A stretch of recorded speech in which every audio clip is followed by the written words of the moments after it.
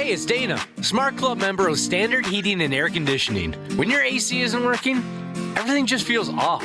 That's why I trust Standard Heating. They're fast, reliable, and make it easy, so it's just one less thing to worry about. And if you've never tried them before, now's the time. Get $75 off your first service or tune-up. And while you're at it, mention 93X. StandardHeating.com, providing the comfort you deserve since 1930.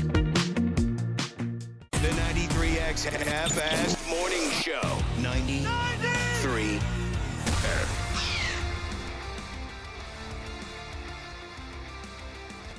All right, don't be shy. If you've got something to say it now, because today is our final. Welcome to the Half-Assed Morning Show. I've got something to say. Right from the get-go? Well, that's exactly why I brought it up, Josh. I don't want anyone to go in and I want everyone going into the weekend with a clear mind and body. I want to say thank you to the folks that work so hard to get 280 back open. Freeway, yes. Ashley and I take every day. A lot of people take that freeway every day. I'm sure plenty of people feel the same as we do. It's been closed since April. I think they got it done a few days early even. So that's great to have that back. Much appreciated. It looks beautiful. Drives beautiful. Well, they needed that bad boy open before the fair, right? That was the goal. Yep. I mean, can you imagine if that was shut down for the fair? No. It's kind of like, you guys know I've had years of people fixing my garbage house. And I miss... By the way, that's the first time you've ever referred to it as a garbage house. Is it? I feel like maybe it's just been in my head. I always seem to remember me saying I always try to be a dick and remind you that you've spent all this money and time on a garbage house. This is the first time you've ever said it out loud. It's less garbage. Yeah, I brought it up at home Feels to good my to wife. say it out loud, doesn't it? I definitely come up at home. But, you've mentioned it to the wife. Yeah. I feel a sense of loss in the way that I miss seeing the guys, I miss seeing the folks that were working at the house, and now I like to, kind of wave at the folks working on the freeway there on the way home. They say kind of slow everybody down on the way through the construction area. So you've got... Oh, I never got to see them. You actually have your home to yourselves now. The work crews have moved on, you're saying? Somebody's coming today, but yeah, for the most part, this year it's been just us, just the family. I'm happy for you 280 types. That must have been a pain in the ass. And I know it was, especially when the U of M was still in classes. School was still in session because all those kids down there, because we're right next to campus. So lot of traffic. I am so happy I don't have to be afraid of smoking a kid anymore. They just run crazy down there. It always makes me nervous. God, you were such a mom. I know. I know some of you folks listened that were working on it. Deep Dickens Jesus checked in and said, "You're welcome, brah." So much appreciated. Cool. Well, that's a nice start to your weekend, huh? Yeah, I knew it was going to open today. I saw some articles saying, yeah, great start. I saw some articles. I didn't risk it. I went the opposite way today. But when I drove by it, I made sure when I got here, to text Ashley and say, guess what? Today's the day. So, Merry Christmas. The better very shape, much appreciated. When 280 is in operation, it gets you to work much smoother, and it gets you home quicker to your garbage house. It does. Yeah. And I, like you, Ashley, it's a little bit different. I come in through the St. Paul side, and I'm always worried. A lot of times there's somebody that seems to be on a different planet who's dancing in the street or something like that at 3 in the morning. Yeah. And so I do worry about, something bad happening there where I run over a poor fella who's just out there not knowing where they are. The new way that I've been taking the last couple months, I just realized maybe like 2-3 weeks ago that the exit that I get off on, there's a McDonald's right there that's actually open when I'm on my way to work, which is very rare. There's like nothing ever open. And I'm kind of glad that temptation is gone, because every single day when I take that exit, I look at that McDonald's and I'm like, is today the day that I just get like 12 McMuffins and go to town before work? But now the temptation is gone. So Chronic shower masturbator Jesus said he's worked close to 80 hours a week all summer to get 280 done. And that's something. I love you. Yes. Kiss on the mouth. Thank you so much.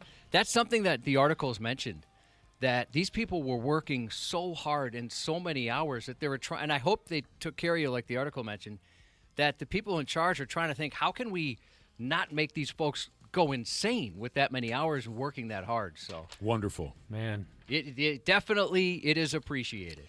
My doctor took a route yesterday that some of you might be familiar with, the Hershey Highway. Oh, no. Yeah, mine's Sorry. closed. I text you back. I was shocked because now it's usually a blood test. If you see me walking a little bow-legged today, it's because yesterday I went ahead with our company-ordered yearly physical, and he got me. Well, I've got one coming up, I think next Friday. And my guy, he's pretty good about it. You know, he doesn't want to do it. He knows I don't want to do it. We had just met, me and this doctor. Yeah, he was a new guy. Maybe that's why. Brand new. I don't know. I like. He's establishing dominance. Has a hell of a first date, Cubby. I Did he- picture you in the doctor's office, like running away from him. I considered it. It was our first date. I have a new doctor, and the sumbitch decided on our first date to go prom night on me. How did it come up? Did he joke? Because every time I've had that happen, they've always kind of made a little joke to ease the tension. There was no jokes. I was confused and embarrassed myself. I don't know what the hell's going on. I don't speak doctor. But he says to me, since this is our first meeting, I'm going to be as thorough as I think is necessary. We'll take some blood, this and that, listen to my heart and this, So he was kind of giving me a rundown as to what we were about to endure together on our first date. And I heard him say prostate. You know what's coming at that point. Well, most guys would. That doesn't instantly mean anything to me because I don't pay attention, and I'm like I said, I don't speak doctor. But I heard him say prostate. We went on to other things, and then he says to me, after about 5 or 10 minutes of jaw jacking and feeling me up, here and there to make sure everything's in order, he says, "When's the last time you had your prostate checked?" And I said, "Oh, well, not that long ago, as far as I can remember. I had a colonoscopy or two." And he said, no, not a colonoscopy, your prostate. And I thought they were the same thing. You following what I'm saying here, Cubby? Yep. And he said, I can see why, because it's the same Right. entrance, exit, Same. depending on how you look at it. Yeah, some people consider it an exit. Some people consider it an entrance. 100% exit. For you personally, yeah. And for a lot of folks. So I didn't understand exactly what was happening. But he said, no, not a colonoscopy. I'm talking about having your prostate checked. And I said, oh, Christ. And he said, with the fingers. And I said, oh, God help us. I said, yes, I had that done once. Yeah, I guess I'm getting old, Josh, because I'm no longer lying completely all the time to my doctor. Yeah, you used to do that. I always said, never tell the doctor the full truth because then they'll try to keep you. But I'll say this much. When you develop a little bit of a heart problem, it kind of scares you into honesty, and I've developed a little bit And of we're getting older. And we are getting... So Your insurance already knows you have a heart problem. You might as well just tell them the rest of the truth. So I was honest with the sumbitch. And that was my first mistake. When he asked me when's the last time I had my prostate checked, I should have said, oh, God, earlier this morning. Yeah. But In instead, the dentist parking lot appointment earlier. before I walked in. I got a real close friend at work. He checks it every. But instead, I told him I told him the truth. I said, yeah, it's happened, but I said I don't remember when it was, and I think it was 20 years ago, maybe 15 years. So he said, okay, let's get it done. Get your elbows on the table, and I'm going to give you all 5 fingers here, son. Yeah. Whoa. Did he make a point out of the snap when he did put on a glove, right? Or did he want to feel it? I don't know. All right. He lubed it up, of course. Felt pretty dry to me. Oh, no. So, Man. God, our insurance sucks. but I'll tell you this much. And I said to myself, you dumb bastard. You should have lied to this guy. But I got myself into position. Josh, tell him the joke. It's the American taxpayer. The American taxpayer position. I love that joke. I got myself ready, and he told me, hey, man, it's going to be 10 seconds, and I'll be out of there. Longest 10 seconds of your life. Oh, yeah. he more gave me 3 or 4 seconds. So I got to give him credit. Oh, did you feel like you were cheated? No. Hey, you owe me 7 seconds, Dana, pal. you have a very different idea as to. We have different ideas of what is pleasure and pain, I guess, because I think maybe Josh, maybe, and he told me my prostate was beautiful, but maybe when he told me 10 seconds and then only gave me 3, that was like a mind F. Yeah. You see what I'm saying? Yeah, it's like when Under they promise, say over deliver. it's like when they say they're going to give you a shot and they count down to 3 and they're like 1, 2, shot. Right. Same thing if they're going to reset your shoulder. Yes. In the movies, they Right. always say on 3 and then they do it on 2. So I think that was his way of, when he's in the process of reaching his entire, elbow deep, when he's in the process, and it turns out a lot shorter than I expected, that is maybe to make it so next time I come in for that, I'm not so afraid of it, right? You see Yeah, what I'm could saying? be. So anyway, Was there a new guy working in the corner or anything? no, everyone there was very seasoned veteran.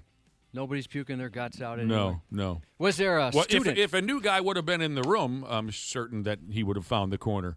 No, it was just me and him. But like I said, it was a first date. You don't bring company on a first date. yeah, No. I've had first dates where they brought company. Oh, Your that's very not first- That's not I- like for a a- first date then.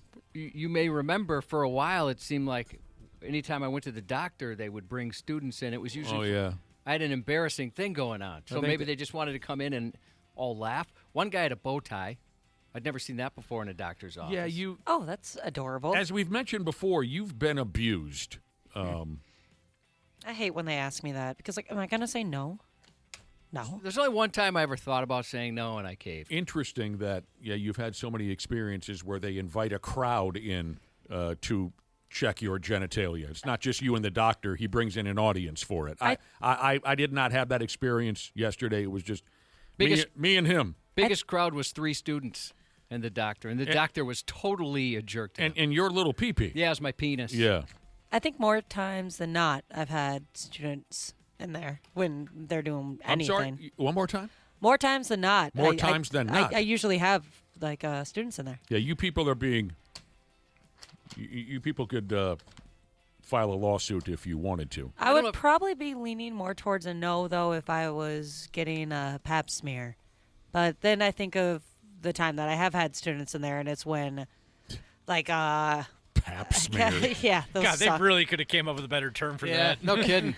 Josh, which Naked Gun movie was it where the bad guy's name was Pap Smear? Oh, boy. What? How brilliant is that? Anyway, you were saying you've had a lot of company when you visit the doctor. Yeah, It's you and the doctor and then some kids from the local college and whatnot. Yeah. never during a pap smear, but one time I had mastitis, so you get it from breastfeeding or just like from making milk, I guess. Milk. And stuff gets all like clogged, and they have to like check out your boobs. And I was so like I was in pain or whatever. I didn't care, and they're like, "Is it okay if we have some students?" Like, yeah, get them all in here. Everybody can look at the boobs. It's fine.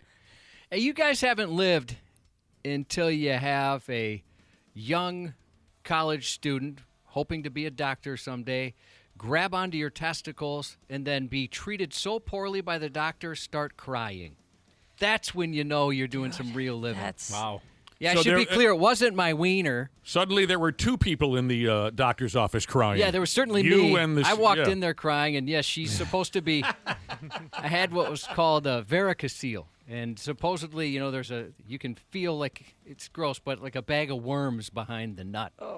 I think that's the technical term. Yes. And so he's like, all right, grab a hold of these guys and let me know what you feel. And she wasn't able to explain it very well. He started yelling at her, and she started crying as she's holding on to him. I So thought, embarrassing. How did I get in this Yeah. situation? Was Did she- you have the urge to protect her? Because I know who you are as a person. I bet you felt like you needed to tell the guy, like, hey, stop being mean. Well, I just said, hey, dude, it's going to be okay. Everybody's a little nervous in the room except for maybe you. Was know? this college girl still hanging on to your unit when she started crying? Yes, and she was like, because she's trying to give him the answer. There's a right? joke there somewhere. I don't know where to go with Yeah. it, but Yeah, what I wanted it to, like, I'd love it if my wife would do that and just be like, crying because of how beautiful the moment is.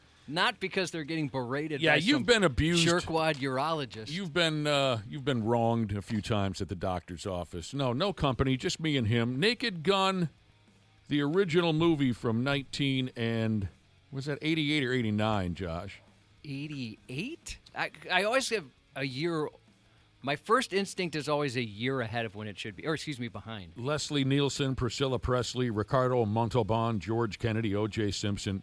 That's And- one of those movies watched a ton as a kid. Oh, one of my favorites ever. And an actor by the name of Ray Burke played the character Pap Smear, which I remember even in the moment thinking, okay, I'm going to like this.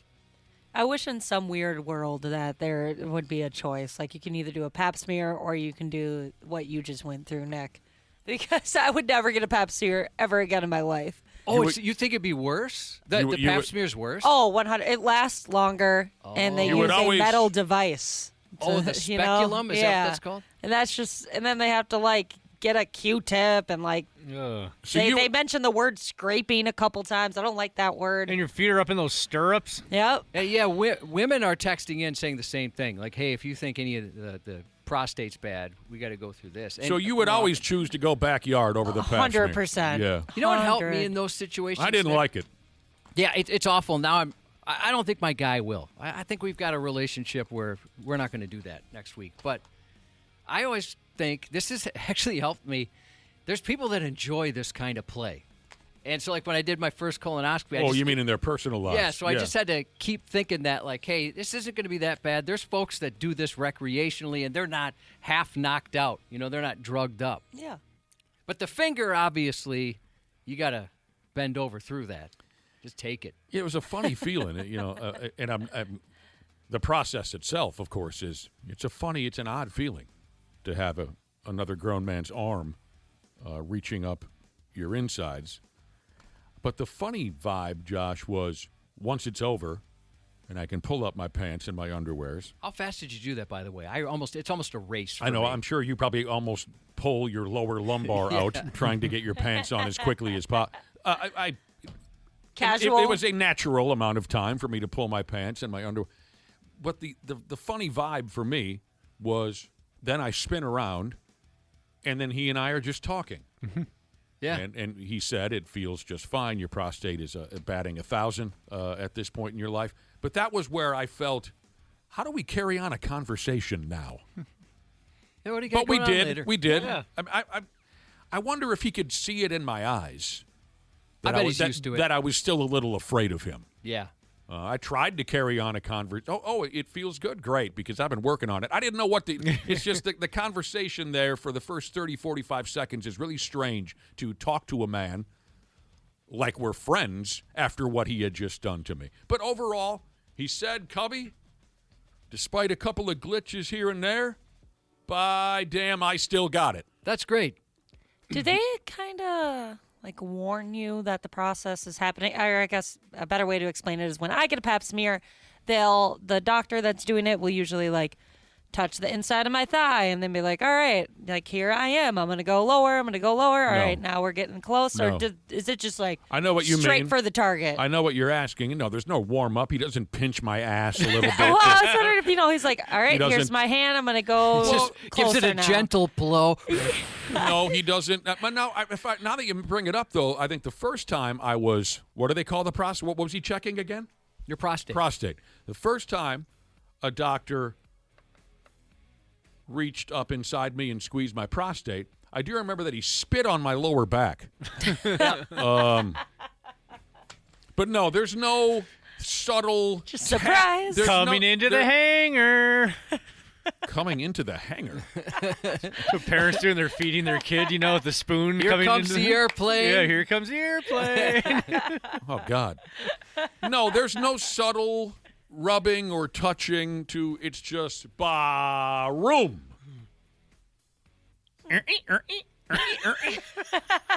Actually- and then out. Oh, my gosh. Room. Squeak, squeak, out. Ashley, you should get your prostate checked, though. There's a blood test for it if you don't want to have them give you the finger. Oh, that's awesome. Thank God. I don't mind getting my blood drawn. When's the last time you had your prostate checked? couple Before weeks I was pregnant, for sure. back. That's when you're supposed to do it as a lady. Yeah. When's the last time you had your vagina checked? My vagina, like from a doctor, Yeah. it's like 13 days ago. And the reason I know is I go every 13 days. You're coming up on the 2-week anniversary? Yeah. Every 13 days. You gotta. You just gotta as a man. I'll tell you this. Somebody wants to know if you hung your pants next to his. I like that one.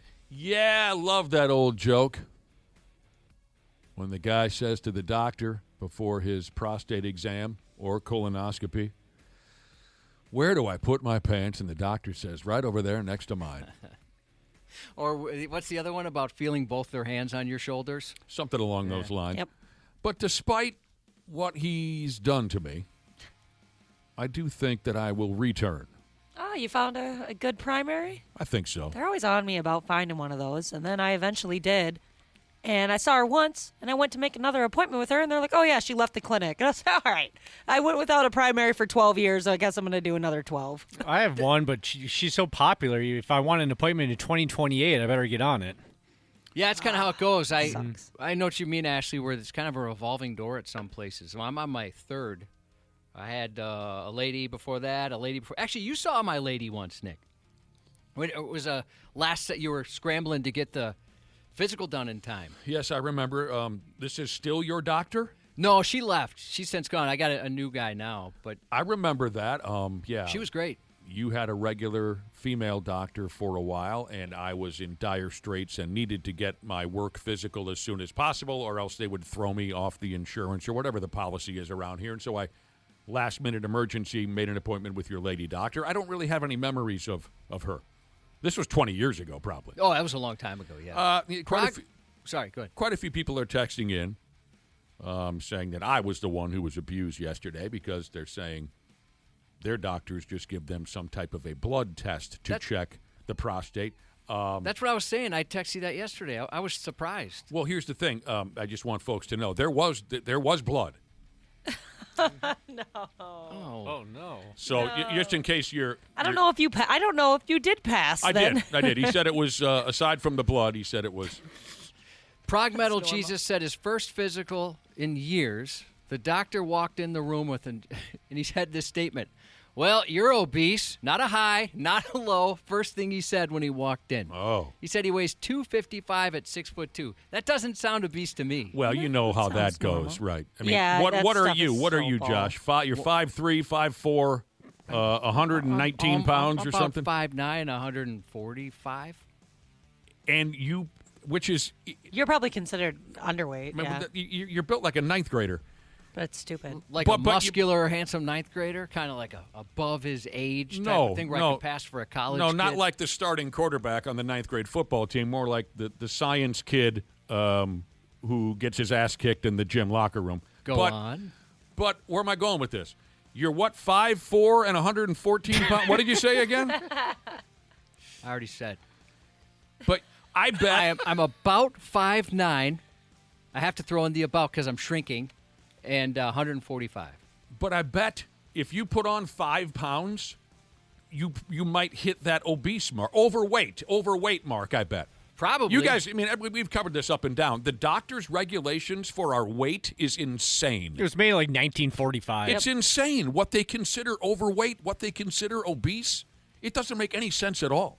Oh, yeah, well, compared to the people that don't make any sense, you're actually a perfectly normal, healthy weight. But So what maybe if he put, you should follow But it. what if he put on 5 pounds? Let's see. Actually, he's like right in the middle, so you'd be good for a little bit, but Okay. don't you dare gain like 15 pounds. Okay. Oh, if I gain 15 pounds, I'm obese. You're screwed. It is. It's well, at least he'd be overweight, I bet, at that point. Yeah. Because it goes from normal to overweight and then to obese. You guys know it's not fair. It's not fair. I mean, you can be completely jacked, right? So that's where your weight is, and you're considered obese. Right. Oh, by the way, and this was a first for me. I had to sit in line after me and my doctor went to prom. Then I had to sit and wait to give some blood. They had to take some blood. long line for that. I'd never really experienced that, but Jesus, I was in a room full of people waiting to have the blood drawn. Yeah, that can take a while. About what appeared to be a 19 or 20-year-old kid sitting next to me, he fell out. Oh, no. Yeah, I couldn't see him because there was a curtain between the two of us, but he was giving blood just like I was. Or not giving blood. What do they call that? Just they were Sample. taking a sample of my blood. I didn't Taste want test. Pardon me? Taste test. Yeah. So I couldn't see the kid, but suddenly I heard the nurse say, "We need an ice pack. Hit the button." And they hit a button, and burp, burp, burp. This alarm is going off, and then other nurses run into the room because this young kid had fallen out while giving blood. And then they're asking him, "Do you know where you are?" You know, he's pouring sweat. At least that's what they kept saying. Well, you're sweating quite a. They put an ice pack on his head. I had never seen that before. I didn't. Again, I didn't see it, but it was right next door to me, where somebody couldn't handle the process of. And they were asking, "Have you had anything to eat? Did you drink last night?" He was fine in the end. But That's good. Some Isn't people, your brother one of those that it's funny because he's such a big guy. He's a you know? giant bitch, is what he is. Yeah. Oh, I wasn't going to say that, but it's funny, you know, when you have dudes that look like that look like they're scared of nothing, Right. and then they're scared of, you know, needles. I know this much. Yeah, he does not like needles. He'll run screaming from a needle. Oh, I don't mind at all to like the point where when I'm getting an IV put in or getting blood drawn, they will like warn you.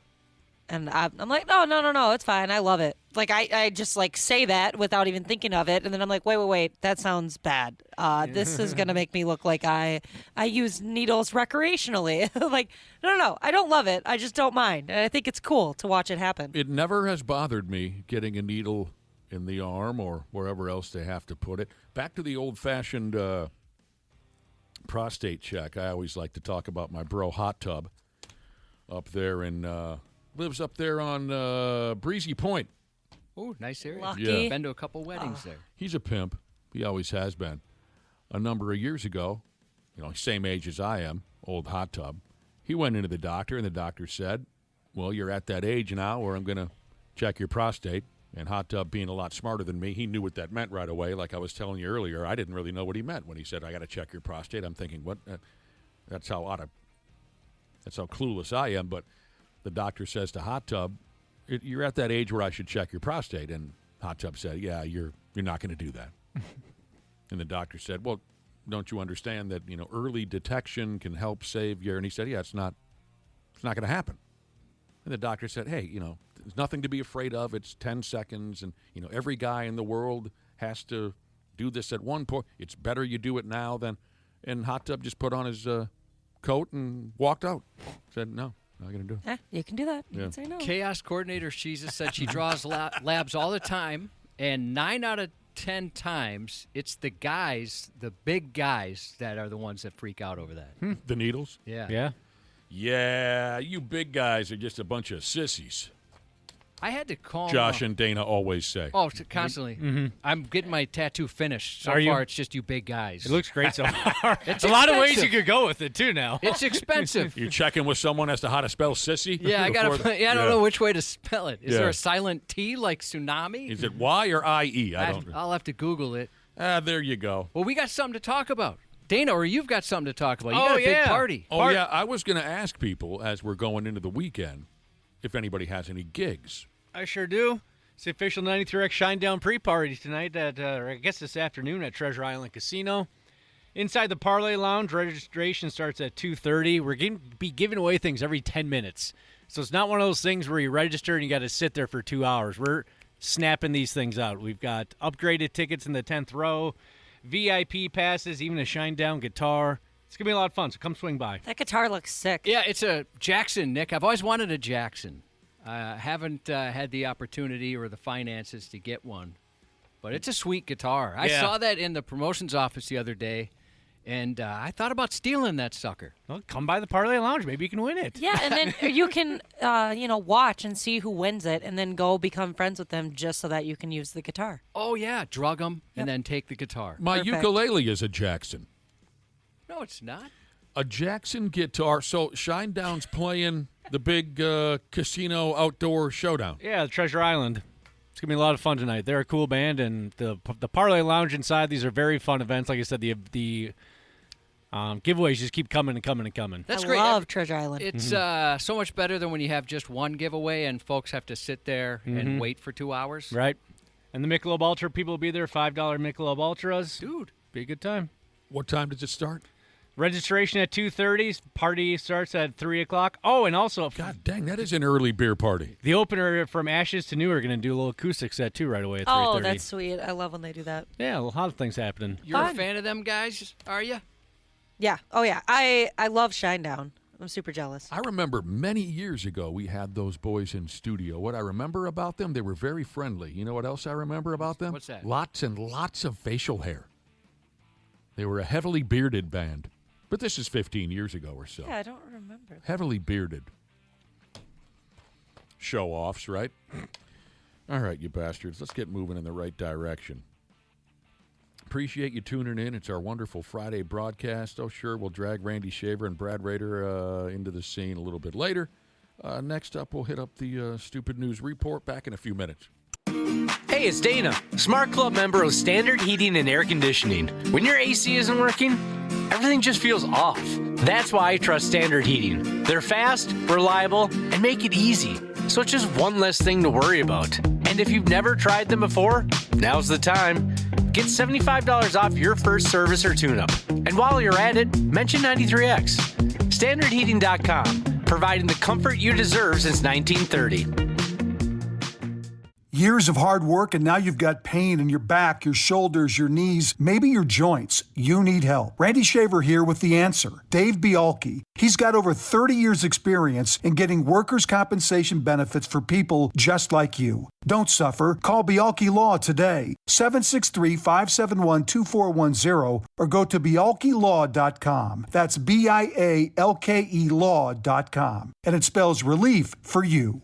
Drinking and driving will change your whole world. The next time you're out with friends, consider what would happen if you got pulled over after drinking, like the legal fees or the time in court or a DUI on your record. Your decision to drink and drive could change someone else's world too if you hurt or even kill them in a crash.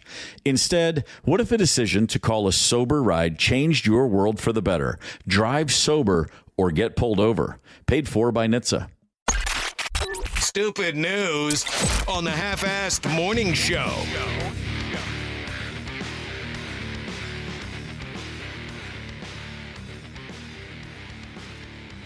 All right, yeah, sure. We're ready for the Stupid News Report here in just a couple of minutes. But first, we were talking earlier. Yesterday, I went into the doctor's office. First date with my brand new doctor. This was all part of our company-ordered physical. We got to take one every year. I'm sure a lot of you have the same gimmick going on at your workplace. But me and this doctor, first date, we went all the way. The sumbitch attacked my little virgin prostate. Put his whole arm up there. He squeezed it. He snatched it right out of my body, Josh. Then he dribbled it and he dunked it. Oh, wow. Man. And there was a foul. That's a lot. That's a lot worse than I ever had. Did he twist his finger? I'm not even joking. Did he kind of give a little twist for some flair? Do you remember? I don't recall any twisting. Yeah, my guy did. He even got a free throw out of it. Some people been texting in, men and women, about their prostate exams. Ironically, I think this would be considered ironic. One of our prostate exam stories comes from No Butthole Play Jesus. So I guess he's not 100% serious on that. He does have to allow a little bit of butthole play. He says his first prostate exam was fine, but it was the after words. It was later on that it was uncomfortable. So he says his doctor was kind enough to use an excessive amount of lube. My experience yesterday felt bone dry. But anyway, this guy says his doctor used an excessive amount of lube. He slid in very easily. Thank you for that. Yeah. But afterwards, he didn't hand me anything to clean up, that's got to be a favorite moment amongst men when you do get that prostate exam. I forgot about that part. Yeah. Sometimes you have to stand and wipe yourself now in front of your doctor like you're a 1-year-old. Yep. Okay, well, this guy, again, no butthole play Jesus, said his doctor didn't give him anything to clean up. So he says on the drive home, I felt like I was literally sliding all over my car seat. Brother, they have like paper towels in the room there. He didn't Stop at the bathroom. You had options. That doesn't matter anymore, Ashley. It's too late for that. He's in the car. Sometimes kind of you're mortified and shaking on your way out, Ashley. You just want to get out of the environment. Yeah. That's true. It's like if you're being held kidnapped in a cabin somewhere, you just run. Even if you have to pee, you don't stop and pee, Ashley. That's a great point. You just want to get the hell out of there. After what was just done to you, You got don't to want think about some stuff. You don't want to make eye contact with anybody. Just get me out of here. Get me into a safe place. Get me into my my motor vehicle so I can go home. Yeah, like a one-night stand that didn't go well. You just want to get the hell out. So again, he's sliding all over his driver's seat with all this lube between his ass cheeks. He gets home. He tells the wife how gross he felt. She says, turn around. He does.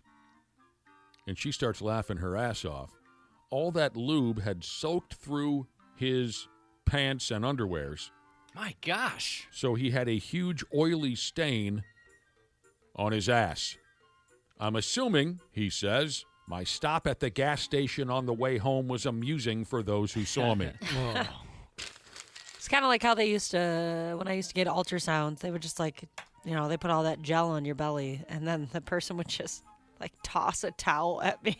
Like, There, clean yourself up. Yeah, I always felt like Same with disrespected. Same with the Baltrasound. Yeah. Like, oh, They just throw you a towel. I remember wiping my gear dry Yeah. in front of a couple of young ladies when I had my Baltrasound. It was, I had two of them, and both ladies, I'm going to guess retirement age.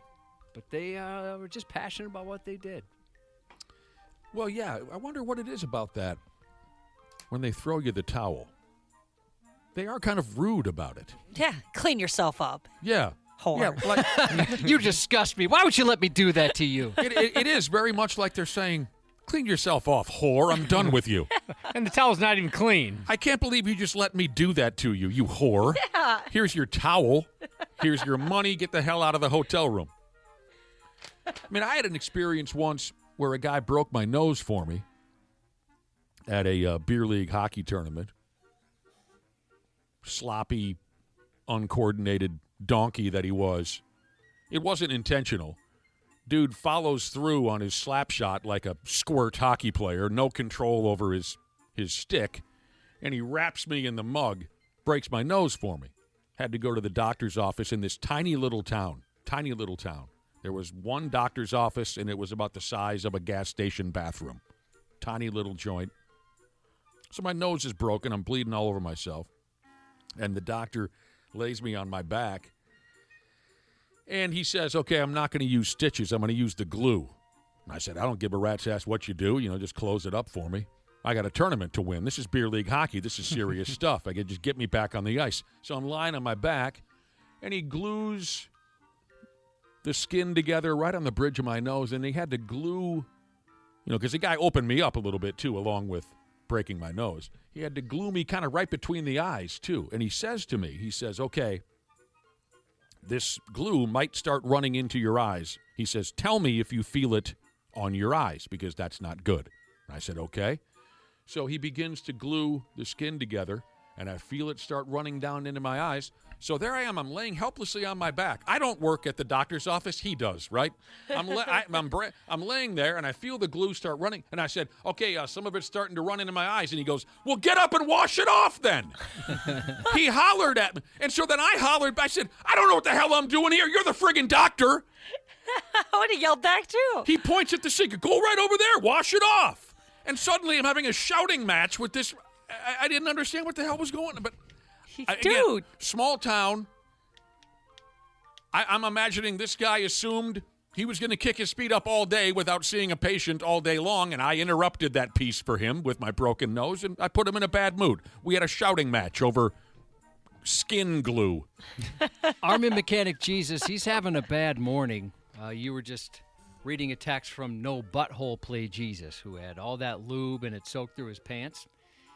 Army Mechanic Jesus said, no butthole play Jesus? That's my dad. And I didn't know that story. Ew. That's no way to find out on the radio.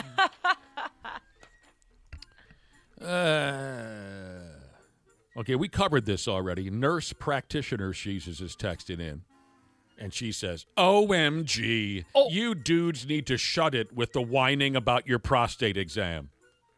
Now, nurse practitioner Jesus, we don't appreciate the attitude, number one. But number two, we covered this already. Ashley brought this up already. She goes on to say, women have a vagina jack inserted in them. That's a great way to call it. And then they open it up, and then their insides are scraped for we already covered pap smears, nurse practitioner Jesus. Try again later. Yeah, we can't, obviously, we have no experience there. I'm sure it's worse. From Ashley described it, it sounds much worse. Two Blocked. things can be bad. Blocked.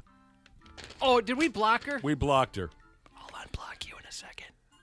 Yeah, Now, we also discussed, when having this doctor's office conversation, we also discussed how silly it is. Your average doctor, their idea of an ideal weight and overweight and obesity and morbid obesity, their parameters there are out of whack. We all know that. It's insane what they consider overweight. I think even doctors now say, yeah, this is a sham. We realize this. Here's a guy who texted in to say, I love it when the doctor, who's more overweight than I am, tells me that I'm overweight. I hear what you mean. Yeah, it always rubs me a kind of way when they're giving you, advice on how to be healthier. And I'm like, maybe read your own notes. Well, even when I was a kid, there were doctors who smoked cigarettes openly in their office with an ashtray. They would smoke Crazy, while telling you about your health. Okay, back to the old prostate exam. Prom night. Here's a guy, Josh, who says, yeah, your in-person prostate exam is cute. He says he has all of his prostate exams over Zoom. Oh, that's the way to do it. Yeah, he says that's the way to do it. Bend and spread. Yeah. I didn't even know they could do something like that. Yeah. Nurse practitioner, she's followed up. Thought she was blocked. I unblocked her. Oh. Everyone that I block, he unblocks. Even the people I block, I instantly unblock. I cave quite easily. I don't. She was upset. We're saying, the prostate, getting that check, that really sucks. And she said, well, if you were a lady, you got the vagina thing, pap smear. And so you mentioned, hey, we covered that. And she got back and said, well, cover it again. Maybe for a doctor, I'd cover it again. Maybe if you were a little smarter, you wouldn't you'd be a doctor. Oh, no. I'm not covering it again for a nurse practitioner. I might I'm maybe for a ducking out of doctor. this conversation. I'm out. All right. I don't know him. I just met him today, I swear to God. I blocked him. He's blocked. I'm blocked? Yeah. All right, fine, you're unblocked. Now I'm unblocked. Nurse practitioner Jesus. I can't go into the weekend with us having beef. I love all you folks. I really do. Nurses and doctors. You put up with too much crap. You effing people went through so much garbage a few years ago when suddenly everyone in town became a medical expert. So I have all the love in the world for you. You know that. But I got to bust balls. That's too. Think about this. If you're injured in a car crash, you're bleeding out on the side of the road. Uh-huh. Do you want a nurse or a doctor there or some guy on Facebook? Right. Who did their own research Right. on car crashes. You sumbitches went through more nonsense than anyone should have to endure a number of years ago when COVID came to town. So I got all the respect in the world for you. But don't start coming at me with capital letters. That's what got me right away. Was yeah, her the capital there. It's aggressive. Her text message was a lot of capital letters, and I don't need that kind of attitude at what time is it? 6:38 in the morning. I get it, but keep in mind, don't forget, we just said what they went through the last few years. Go ahead, sound off if you need to. Dana, tell us about your gig again. What the hell is it this afternoon? Yeah, the Shinedown pre-party at Treasure Island Casino at the Parlay Lounge. Gonna be giving away tickets. Registration starts at 2:30. We got tickets. If you don't have tickets at the show, we'll get you tickets. We also have ticket upgrades if you already have tickets. Got passes to the Michelob Ultra Zone, VIP spot to sign Shinedown guitar, $5 Michelob Ultra specials at the bar. It's going to be a good time. Have you guys ever had this situation where you give away a ticket upgrade at a promotion and the person's like, yeah, my seats are actually better? Yep. Yes, I have had that happen. That's the worst feeling. And I go, all right, we'll take them and give them to somebody else in the bar. You just take them from me. Take them. You feel like a douche. Thankfully, these upgrades are in the first 10 rows, so odds are they'll hopefully be better. But, Josh, similar to that, I gave ticket upgrades away to at an Incubus concert last summer. And the guy comes up sheepishly, goes, do I need to give you my original tickets in? Do I need to trade them? I'm like, no, you can hang on to them. I'm like, he goes, what should I do with them? Whatever, sell them? Give them to somebody? Whatever you want, man. Yeah. Adorable. It was so sweet. Like, well, let me help you here. Do I give these to you now? These are my old tickets. So cute. One of our listeners texted in to say that capital letters are the Nick's nipples of texting. Oh, yeah, aggressive. I don't find you, I've said before, your nipples are stately. They're perfect. They're what nipples should be for men and women. Thank you, Josh. My doctor didn't say anything about my nipples yesterday, so I imagine they're just fine. All right. I wanted Dana to bring up his gig again because I got a great question here from a listener, and then I promise you we'll get to one, maybe two stupid news stories, so who cares? It's Friday. Jay Cutler. A listener has asked this question via text. If they show up to the pre-party, Dana, do they have a shot to win that encyclopedia? And a lot of you probably don't get the joke, and that's fine. It's a callback to a story from years ago. I did a bar gig once. And this was maybe, Josh, a question of supply and demand. Back in the old days, 20 years ago, 25 years ago, we had so many bar gigs going on. Every damn on-air personality had their own gig or two. I had 2 regular bar gigs. Sometimes I'd do 3 in a week. I was going to mention, you've done 3. I would do 3 in a week. So, of course, every time we would do a bar gig, we'd bring the big old prize bucket. Sometimes you had some good stuff in there, concert tickets, but sometimes you'd have 1 CD and a sticker. Yep. Because we just ran out of swag, as they call it in the business. We ran out of prizes. So one night, I'm doing Pavs in Andover. I'm doing my weekly gig up there. Good crowd. We always had good crowds up there. And I look in the prize bucket, and all I had to give away that evening, and I had already told everyone, hey, come on up to the front and put your name in the box, sign up for wonderful prize. And then I look in the prize box. I should have looked beforehand. There was 1 CD and not a joke, and a brand new encyclopedia to be given away that evening. An encyclopedia. True effing story. Which one do you make the grand prize? Sometimes, yeah, that's rough. I didn't do bar gigs. I always went to the more family-friendly stuff. And so, like you said, I mean, it was crazy. I'd have 4 a weekend often.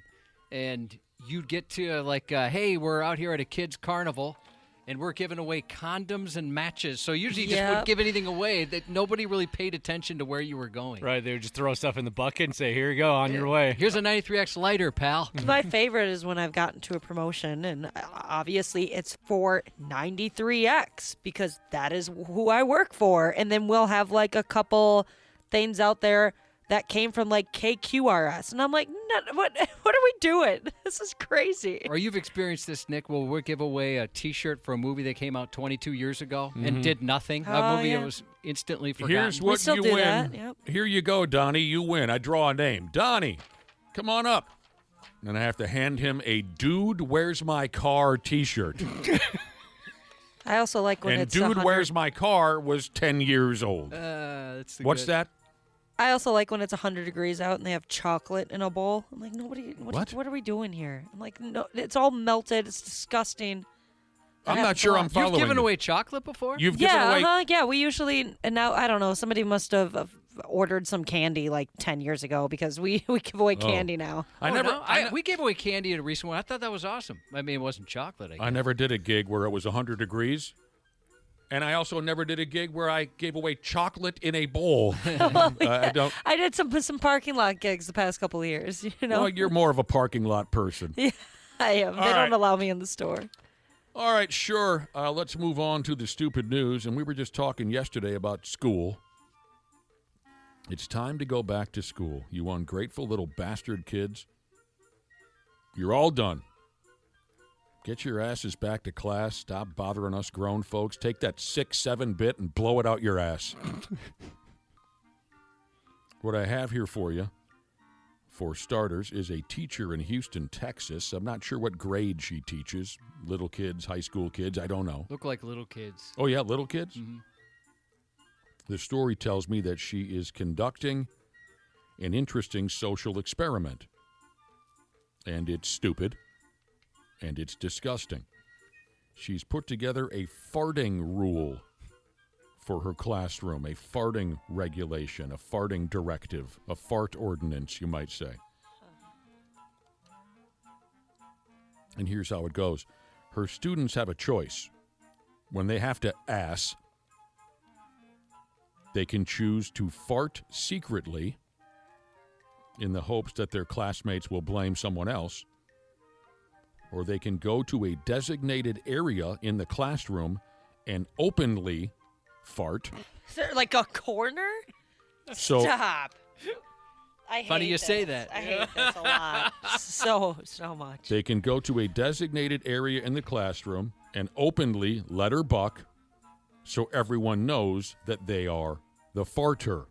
When I was young, yes, it was absolutely embarrassing to fart in front of others. We would clench our booty cheeks and our stomachs would be totally hurting. But these kids are totally different. I've noticed a huge change in the last 3 years. They literally heist their booties up and fart. There is absolutely zero shame. That is why we created the Fart Corner. So it's the gas station now, AKA the Fart Corner. The gas That part was pretty funny. I'll give that to her. But I mean, you learning to like be embarrassed of that. I guess you shouldn't be embarrassed of like your normal bodily functions to a certain degree. I'm really glad this morning that you said that. But oh god, no. Okay, hold on. What I'm have not you done. done? I'm not you done. don't know what happens when you're not in here. I'm You're not- awoken the beast. I am not done. That is the brightest All green right. light I've ever seen in my life. Let me finish. But a part of like being embarrassed when you're younger, it helps you realize that when you become an adult, you can't just be like doing that places. You can't be putting that on other people. So this lady's obviously crazy. Oh, I think she's just got a good sense of humor. Or crazy. Possibly. So there you heard it from her. She made some kind of a twisted video. There it is. You heard her. You heard her jaw jacking there. Booty, she said twice. That's all you got to say. All you got to do is say booty once, and I'm aggravated. She said it twice. But anyway, Hike your booty up? What are you doing? in her video that she sent out to everyone, she shows off the quote fart corner in her classroom. You heard her call it. It's just stained over there. Oh, gross. Like they're like the ceiling tiles in a bar that's been smoked in for years. That's exactly what I was picturing, Dana. She called it the gas station. And this goofy lady says in the video, if you need to fart, simply come over here to Fart Corner. Go ahead and fart. Take about 10 seconds. Spray. And I hope to God that she means like some Febreze or something. And then go sit down. Nobody cares, she said. She's just trying to keep the funk in one area. That's not how air works, really. But all right. She's also come forward to say she's just trying to make farting less embarrassing. Look, lady, just teach our kids to read, will you? Get it real quick. Oh! That's the only acceptable fart right there, Josh, in my book. The Chinese fart fire? Yeah. Ashley, what would you do in a couple of years? You're at parent-teacher conferences, and you sit down, and then your husband goes, "Oh, 1 second before we start," and he heads off to the fart corner. Divorce, dude. What are you doing? Oh, one quick 1 second. You know, Dana, I got to be honest. No. I don't think you could resist that temptation. No, absolutely not. No, I have never heard him do that, not even on accident, and we got to keep it that way. You've mentioned your wife has had to talk to students about that. Oh, yeah. Every year she's got a kid who's the farter. she's got to say, hey, you know, that might not be appropriate right now. Mm-hmm. And the kids egg him on is a problem too. Oh, really? Oh yeah, He's encouraged. Oh yeah, I think it's hilarious. Oh, well, yeah, that's never going to stop then. Mm-hmm. And last year she had like 15 boys and like 6 girls, so they kind of ran the show. Big Mig Welder says, kid goes to the corner to drop one, then you just hear, uh-oh. Oh, a little too much on that one. Yeah. Especially with young kids like that, you do kind of be worried. They gamble and lose. Yeah, you know, there's got to be a competition amongst the kids to see who can go over the most, right? 100%. There just has to be, unless kids are just completely broken nowadays. And you put a star next to your name every time you use the far corner. Yeah, hands out a prize at the end of the year. This is how you win a pizza party, kids. So some people in the comments of this article said the kids should just go to the bathroom if they have to float an air biscuit. And this nutty teacher said, yes, they can do that. That should be the only option. And they can still fart in their seats if they want to, but now they have the option to stand up, walk on over to Fart Corner if they need to shoot a bunny. Every kid's going to want to go to Fart Corner. For sure. I Probably. think the girls still won't. Yeah, the girls aren't going to Fart Corner. No. I don't know why that Unless started girls have or- dramatically changed. I don't know, but I agree with you, Ashley. I think the girls will stay far away from Fart Corner, and the dudes are going to turn it into a year-long competition. Yep. I guess there was one girl when I was in elementary school that was like into that kind of stuff. She didn't mind like burping and stuff like that. But I remember one time at lunch, my mom remembers it even better than I do because she burped at lunch and it was like really loud. And I guess I went home that day and I told my mom that I couldn't be friends with her anymore because it grossed me out too much. Well, you used to hate that stuff. You've come around. Yeah, because it's cute when a baby does it. This person says, I got suspended from school in junior high for laying on a desk, lifting my legs over my head and farting. As you should have been.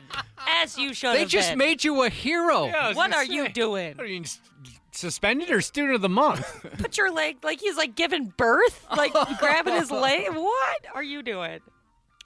While we're talking about, how should I put this?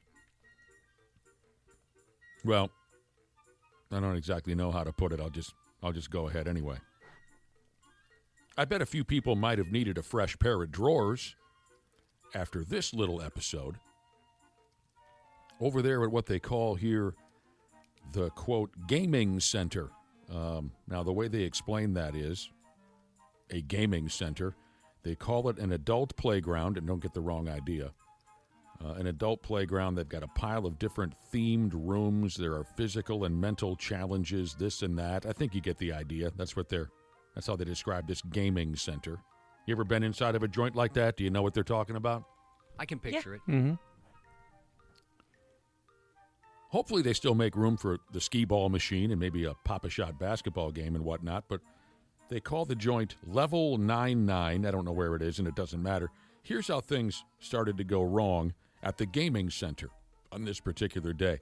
An off-duty cop was there to play the games and whatnot, and the dumb bastard misplaced his effing gun.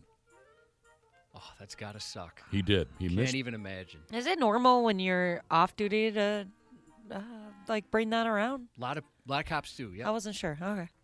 So he's going game to game, running around like a damn kid, and he couldn't remember where he had put his loaded handgun. That's not good. Why was it ever unholstered in the front? Whatever. Because he's playing games. And you probably already guessed where this is going. A damn 14-year-old girl who was running around at the game zone. She found the gun, thought it was a prop for one of the games. Oh, no. Out of curiosity, she pulled the trigger and caused everyone in the joint to up and run for their lives. Oh, she's so lucky that she didn't get seriously injured or someone kill else. herself. Somebody, Yeah. Luckily, no one was killed dead. It says here no charges have been filed against the dopey cop, and he did get his gun back. Because there is absolutely no way she was ready for that kick at all. Yeah, maybe she's got a steady hand. Probably came back, hit her right in the brain. What if, like, at the game she was playing or whatever, when she thought it was a prop, it's just like she's a perfect shot. Future cop. Yeah, you realize like, all of a sudden the Marine recruiters show up. All right, kid. We just met our new sniper. That place did look cool, though. That Unit 9 or Level 99. Oh, yeah? Yeah. Is it like the newfangled fancy stuff? Oh, I thought that was the name of a place. Oh, no. Yeah, me too. It just looked super. It did look fancy. It was cool. I mean, just a lot of cool stuff. All right, we got time. I think I can squeeze in one more quick one. What's with the crooked delivery drivers these days? Yesterday we talked about a feller who delivered glorious Little Debbie snack cakes for a living. He took a truckload of Big Deborah's that he was supposed to deliver to the neighborhood grocery store. He took the snack cakes to a damn flea market. He sold them, and he kept the monies. He got arrested for that. He did. Now we go this way. An Iowegian UPS driver lady. She goes by the name of Jill. She's been arrested for stealing all the Menards rebate cards from people's mailboxes and then using them for her damn self. Are you guys good at mailing those in? No, I never Horrible. do. They hand it to me, or sometimes at the register at Menards, and I'm like, I will never see this piece of paper again. Never saw it. Oh, you've never done that? I've never been a rebate guy. Here's my coupon. I don't think I've ever. I would only do that if it was like a substantial amount of money. Usually it's only It's 10%, like, right? yeah, but usually when I'm buying stuff, it's only like $5 I would get back or something, so I just let it go. I've never been a rebate coupon guy. I know you are totally dialed into Yeah. that scene. Okay, so anyway, fellow Iowegians sitting at home waiting on their Menards rebate thing, whatever it is. One fellow Iowegian in particular complained to Menards about missing out on his rebate card in the mail. Menards told the poor bastard, they said, "Sorry, bruh, this card has already been used." And he said, "Well, it wasn't me." It was found out that stupid Jill had cashed it in, and she's been doing this for years. Surprised she was able to get away with it for that long, simply because I think for folks that send those in, you're pretty, you're keyed in as to when you're going to get that back. Yep. You're following along. Because it's such a, it's an effort, obviously. Not only would she steal the rebate cards, but she'd also steal the receipts that customers were mailing in to Menards to get the rebates, and then she'd send them in herself. I don't follow that. Maybe you do. I don't know what that means. So she's stealing a lot of free money away from people. It's unclear if Jill was pulling this scam with other businesses as well, or if Menards was her only target. Trash Daddy Jesus got $500 last year from Menards rebates. Yeah, and I screwed this Wow. up. Thank you, Motocross 492 Jesus. I should know this. 11%, not 10%. 11%. You should know that. Don't you have a tattoo? I have a beautiful Menards sweatshirt, thanks to you. By the way, did anybody see Jill's mugshot? Yeah, Boy, does she look wound tight. she does. She looks like she hasn't had a good laugh in her entire life. She looks like one of my aunts. Yeah? Almost exactly. Yeah, she doesn't look that nice. Wound tight. All right, we got to take a break. We'll come back with the sports. Sports on the 93X Half-Assed Morning Show. It's the constipation that's awful. I hadn't used the restroom for like 8 days. And Brian calls 911 because I'm incoherent. Like I had blacked out and I was just taking a and this all goes down. So anyways, long story short, I shit my pants, but I did not know it. So I get put on a wheelchair onto a stretcher, and then all of a sudden I kind of wake up and I was like, oh, it smells like shit. And I like looked at them and they were like looking at me and I go, did I shit my pants? And they go, you did, but it's okay. And I go, I shit my pants? Now, that is all-time Foxy Lady Brie Bella. One half of the Bella twins, of course, from the Double E. You had a big crush on them, did you not? Oh, you must be thinking of somebody else. Maybe I am. I thought you kind of... There's quite a few Double E ladies that I fell head over heels in love with over the years, but I never really was terribly wild about the Bella twins. I mean, they're Foxy ladies, don't get me wrong. They just Who weren't was quite it? my style. There was somebody here that was obsessed with them for a little bit. Well, Nikki and Brie, I think, are the names of the two girls. That was Brie. So the story is she recently had an accident. And we've had a hell of a overwhelming fecal theme this morning. We might as well keep it going. Not even really on purpose. Not really. She had an accident. She pooed her pants. Wouldn't slow me down, Josh said. On something called the Nikki and Bree Show, the sisters were talking about how painkillers that Bree was taking after busting a scapula left her severely constipated until the incident.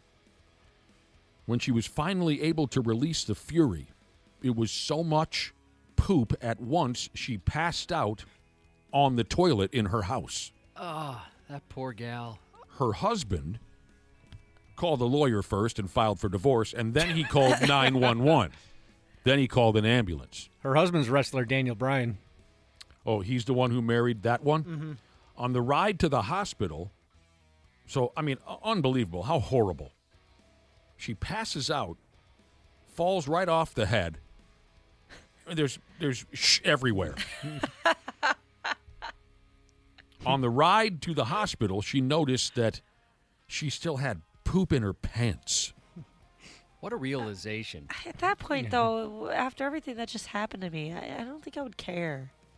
Oh, I would care. I'd be pretty embarrassed. Come on. You're a Because grown they already, person like- with a log in your pants sitting at... You got to hear the rest of the story. All right. And Daniel Bryan, he should think about packing up and moving out. So she notices she still has feces in her pants. And she says if that wasn't bad enough, she had to sit in her own filth for hours. Hospital staff needed to run all these tests to make sure she was okay before she could clean up. Oh, What? no. That's insane. The first thing they do when I get to the hospital is they're like, hey, change into this gown. Why could she have just quickly... It was bad. That's She bogus. thought You know she what was it gonna was? Die. Maybe they wanted to, like, poke some more fun at her. Here's They're what like, happened. Let's let her sit like that. Here's what happened, Ashley. These were nurse practitioners taking care of her, Oh, not real yeah. doctors, to call back to a joke from earlier. That's terrible. Could you imagine one of the doctors and nurses? Hey, I know this is a bad time, but can I get a selfie quick? I'm a big fan. Oh, God. That's horrible.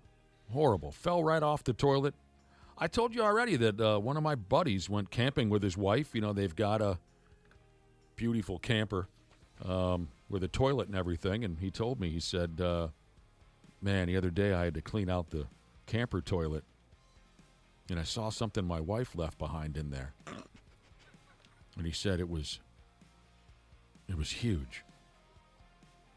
And he said, you know, I feel bad telling you this, but I don't think I can ever love her the way that I used to. I just don't have the same feelings for her anymore. That's crazy. Yeah. The Twins are in San Diego all weekend long. We'll talk to Randy Shaver and Brad Ryder here in a few minutes. But by God, we've taken enough time. We got to get ourselves over to Cubby's News Report. Hey, it's Dana, Smart Club member of Standard Heating and Air Conditioning. When your AC isn't working, everything just feels off. That's why I trust Standard Heating. They're fast, reliable, and make it easy. So it's just one less thing to worry about. And if you've never tried them before, now's the time. Get $75 off your first service or tune-up. And while you're at it, mention 93X. StandardHeating.com, providing the comfort you deserve since 1930. Years of hard work, and now you've got pain in your back, your shoulders, your knees, maybe your joints. You need help. Randy Shaver here with the answer. Dave Bialke. He's got over 30 years experience in getting workers' compensation benefits for people just like you. Don't suffer. Call Bialke Law today, 763-571-2410, or go to bialkelaw.com. That's BIALKE law.com. And it spells relief for you. Hey, it's Black. And Abdallah. You know it, football is back. Tailgates are firing up and fans are ready for kickoff. And that's exactly why we need to talk about making the right play. If you're drinking, don't get behind the wheel. That's right. Every day, about 32 people in the United States die in drunk driving crashes. That's one person every 44 minutes. That's a loss no team, family, or community can afford. So, before the game starts, make a game plan. Choose a designated driver, call a rideshare, or get a safe ride home. Drive sober or get pulled over. Paid for by NHTSA. You want to take his face? Yes. His face. Oh. The face. I found God yesterday, and his name is Jason Stanchek from Beaver Falls, Pennsylvania. And apparently the Almighty has developed a sudden, pressing passion for peeling faces off. Face. Stanchek is currently doing some soul-searching behind bars in West Virginia after a spirited attempt to throw hands with firefighters, threaten state troopers, and generally announce himself as the supreme creator, our God. Troopers were dispatched Tuesday after a two-vehicle crash, perhaps one of them A pun has been deleted. where firefighters called for backup because the 54-year-old was trying to fight everyone in his path, unleashing the wrath of God, a.k.a. Stanchek. When troopers arrived, they found him still there, rather than making... A pun has been deleted. From the scene, he was swaying, disoriented, and apparently ready to throw down. Does anyone know what's happening right If there's not going to be any puns, I'm leaving right now. No, they've been censored. You shame Josh out of his puns so much that he's now bleeping them out. I feel empty inside. Corporate checked in, and they have bleeped them. Oh, no, the corporate folks? He squared up in what police described as a pre-fight stance and delivered an especially pointed, decidedly unholy homily, declaring, "I'm going to rip your face off." Following that, A pun has been deleted. troopers took him to the ground, where he resisted arrest and continued proclaiming to be God. A firefighter said Stanchek threatened him too and shouted at bystanders, still branding himself as the big guy upstairs. Kind of taking a little bit of the momentum away from the program here. Doesn't feel the same, does it? I don't. I thought I was kind of honoring wishes around here. I'm sad. Maybe you don't realize how much you love something until you lose it. It's like when the villain is gone from a show. And Yeah. you wanted just that villain to die. Yeah. And when they do, you miss it. Feels weird. A man planning to distribute a large amount of marijuana during this week's Gathering of the Juggalos Festival in Missouri is now A pun has been deleted. behind bars. The appropriately nicknamed Kevin Bluntman Jones was taken into custody on felony charges of drug trafficking and delivery of a controlled substance. By the way, that pun that was deleted I thought was going to make Ashley punch me in the face. Oh, But you'll never know. Let's get darn back. it. Dude, come on. Let's get back to this Gathering of the Juggalos. Do they have one of these every year in a different location? I thought it was a common thing. You watch it, and it's kind of like, or excuse me, when I say watch it, I mean like they had a video of everybody gathering, these juggalos, some dressed up, some not, and saying it's like this big party.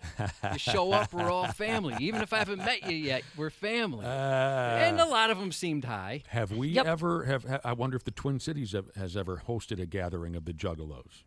I know that we've heard people text in, or heard from people who've texted in and said that they're There are juggalos. there are some ICP fans out there, no question. Yeah, they can let us know. Man, they get a lot of people at this thing. It's a 5-day festival full of wrestling, Whoa. music, art, all sorts of things. Holy There was definitely a lot of macaroni. people running around. Uh-huh. I mean, like, of men, women, different ages. Hilarious. It's huge. That's hilarious. That's the thing they say about Juggalos, kind of like Olive Garden. When you're there, you're family. They accept everybody. Essentially, that's exactly what it was. Kind of like fun watching all these people. I didn't know much about it. I thought it would be an intimidating place to go, but I guess not.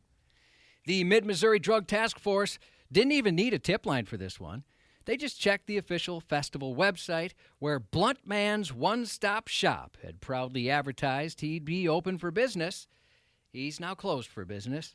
Deputies pulled over his pickup after watching him drift out of his lane.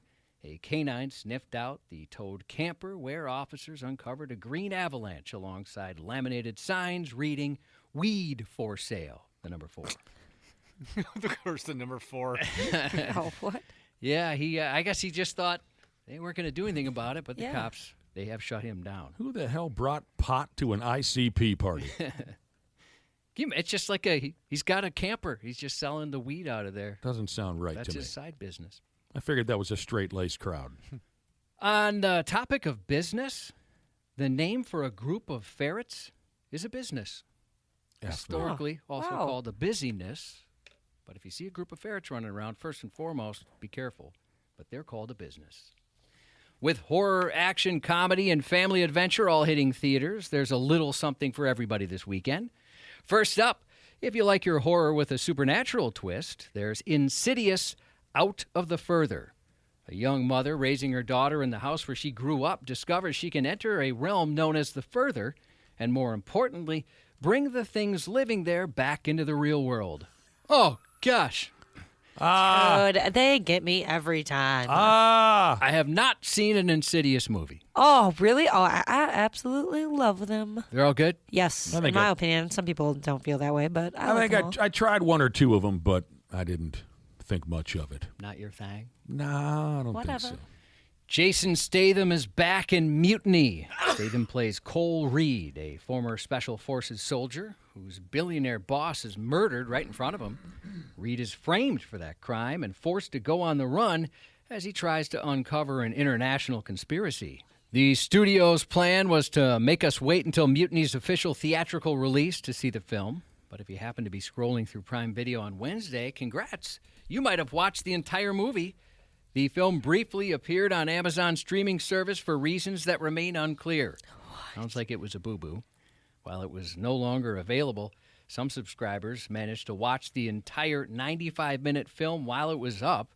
The speculation is the movie was sitting on Amazon or Liongate's servers waiting for its eventual streaming release when somebody, who presumably is having a very bad week, accidentally hit publish a little early. No way. Oh, I can't imagine how much crap they got. I'd hate myself. Jason Statham, isn't he due to chase down another shark the size of a blimp here any day now? Oh, are they going to make a third Meg? I'm just curious because I have a cheap cable channel that shows one of the Meg movies just about every day. So I was wondering I if he liked was... those. Well, I love Jason Statham. I mean, they're just silly and out of control, over-the-top special effects nonsense. So, yeah, I don't dislike the Meg series, but I was just curious if you had another one of those lined up. Doesn't look like that. It's been greenlit or announced by Warner Brothers. I hope they do. I didn't mind those at all. Jason Statham's great. Just By the become way, fun. again, referencing the cable package I have, or whatever the gimmick is called, the series of television channels that I have at the house. Yesterday, there was a movie, I didn't bother with it, but there was a movie scheduled called Five-Headed Shark, and it was followed by a movie called Six-Headed Shark. No way. Is anyone familiar with this movie series? And it wasn't like 50s like old monster movie. It was current. No, I've never heard of it before. Check it out. I didn't bother with it, but I thought maybe some of you would take an interest. I swear to God, the first feature was Five-Headed Shark, followed by Six-Headed Shark. For something a little lighter this weekend, how about Spa Weekend, starring Leslie Mann, Anna Faris, and Isla Fisher? The comedy follows four lifelong friends who head off for a luxury spa retreat. I'd like to go on a spa weekend with Anna Faris. Only to have things go completely sideways when their train wreck of a friend joins them. And for the family, the magic faraway tree. Family moves to the countryside where the children discover a magical tree filled with eccentric residents. Tonight on HBO and HBO Max, the third season premiere of Conan O'Brien Must Go. Oh, I love that show. Josh, do you mind if I intervene real quick in your electronic media update here? Yes. I found out... I mean, no, I don't mind. Please do. I found Hulu the other day. Have you guys experienced this yet? Yeah, I use it every day. I'm familiar. Okay. I no longer subscribe, but I'm familiar. Because we had a conversation a day or two ago about one of my favorite sitcoms, My Name is Earl. And I was talking about how I absolutely love that show, one of the funniest sitcoms ever, but my problem is, with my lack of skills in technology, I was unable to find the program. You know, you can find anything now on reruns, right? Listeners said you got to go ahead with this Hulu. So I found Hulu, and I found My Name is Earl.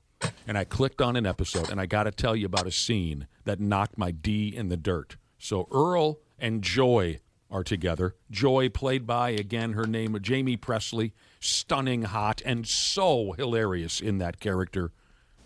One of the best ever. So Earl and Joy are together. Earl walks into the trailer or whatever that they're living in, and he has a pair of second-row tickets to go see Metallica, and he's going to take Joy with him.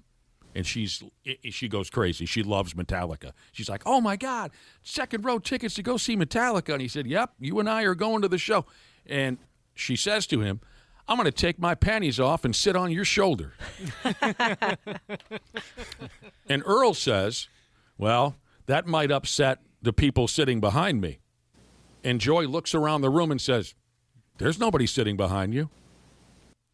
I almost fell off my freaking couch. She is excellent. I almost fell off my couch. She's so good. That was brilliant. I don't. What else has she been in? I'm trying to. I'm sure I've seen her in other things. I just think of her, of course, from that show. God, yeah, I can't think of anything either, Josh. She plays that character so well. She was in a couple of the Scary Movie movies. Oh, I've only seen the first one. I believe I'm correct about. Maybe that's not what it was. I thought she was in one of the Scary Movie movies. Yeah, I don't remember her from anything else. She was in the Jerry Springer movie. I remember that. Oh, I didn't know there was one. She was a spicy little number. I'm going to take off my panties and sit on your shoulders. On this day, 412 years ago, 1614. Holy balls. Hungarian Countess Elizabeth Bathory died in prison. Nicknamed the Blood Countess for good reason. She believed that blood baths from the blood of young girls would preserve her complexion. Over the course of 10 years, she was said to have kidnapped 610 girls, kept them chained up in her castle like a sorry. A pun has been deleted. I almost slipped up there. Well, we need to get to this now. We need to address this. Yeah, now, can we? Yesterday, in the spirit of fun, I said I thought maybe in future episodes of Josh's News Report that if I thought he was going too far with a pun, I would have a buzzer, and then Josh would have to explain himself. And now suddenly you feel the need to delete all your puns.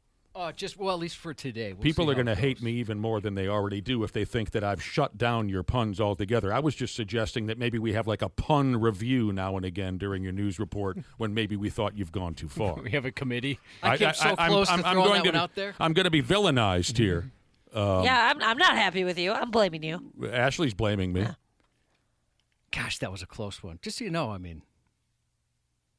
I just want folks to understand that this was not my intention at all. Well, I think we all read between the lines. The restraint that you're showing is admirable, Josh, I will say. Thank you very much. Yeah, you're like kind of shaking over there. Yeah, I'm bleeding a little bit out my eyes.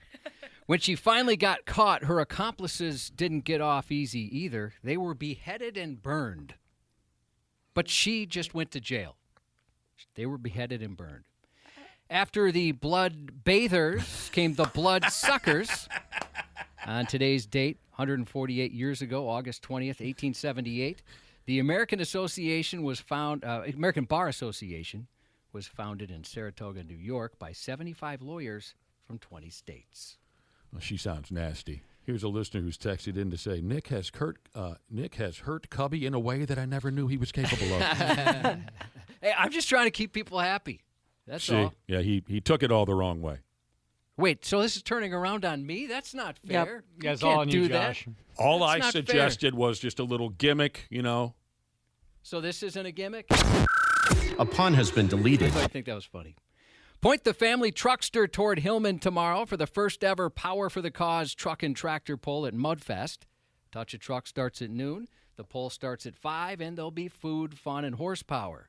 The event raises money through Log a Load for Kids, with proceeds benefiting Gillette Children's through the Children's Miracle Network. Get your tickets or learn more at powerforthecause.com.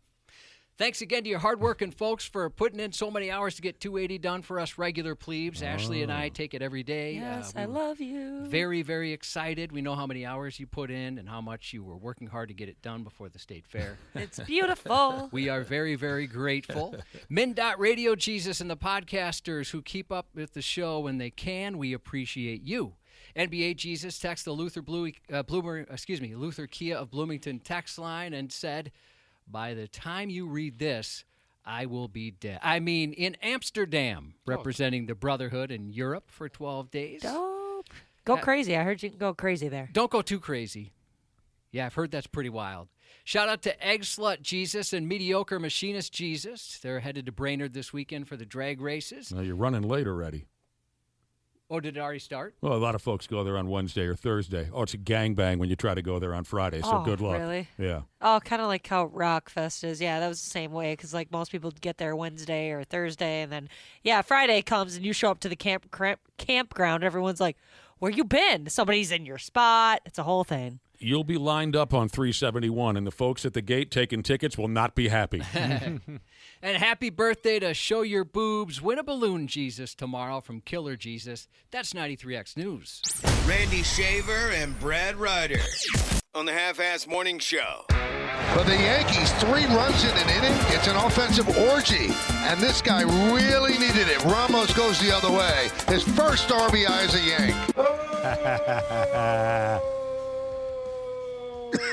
Wait for it.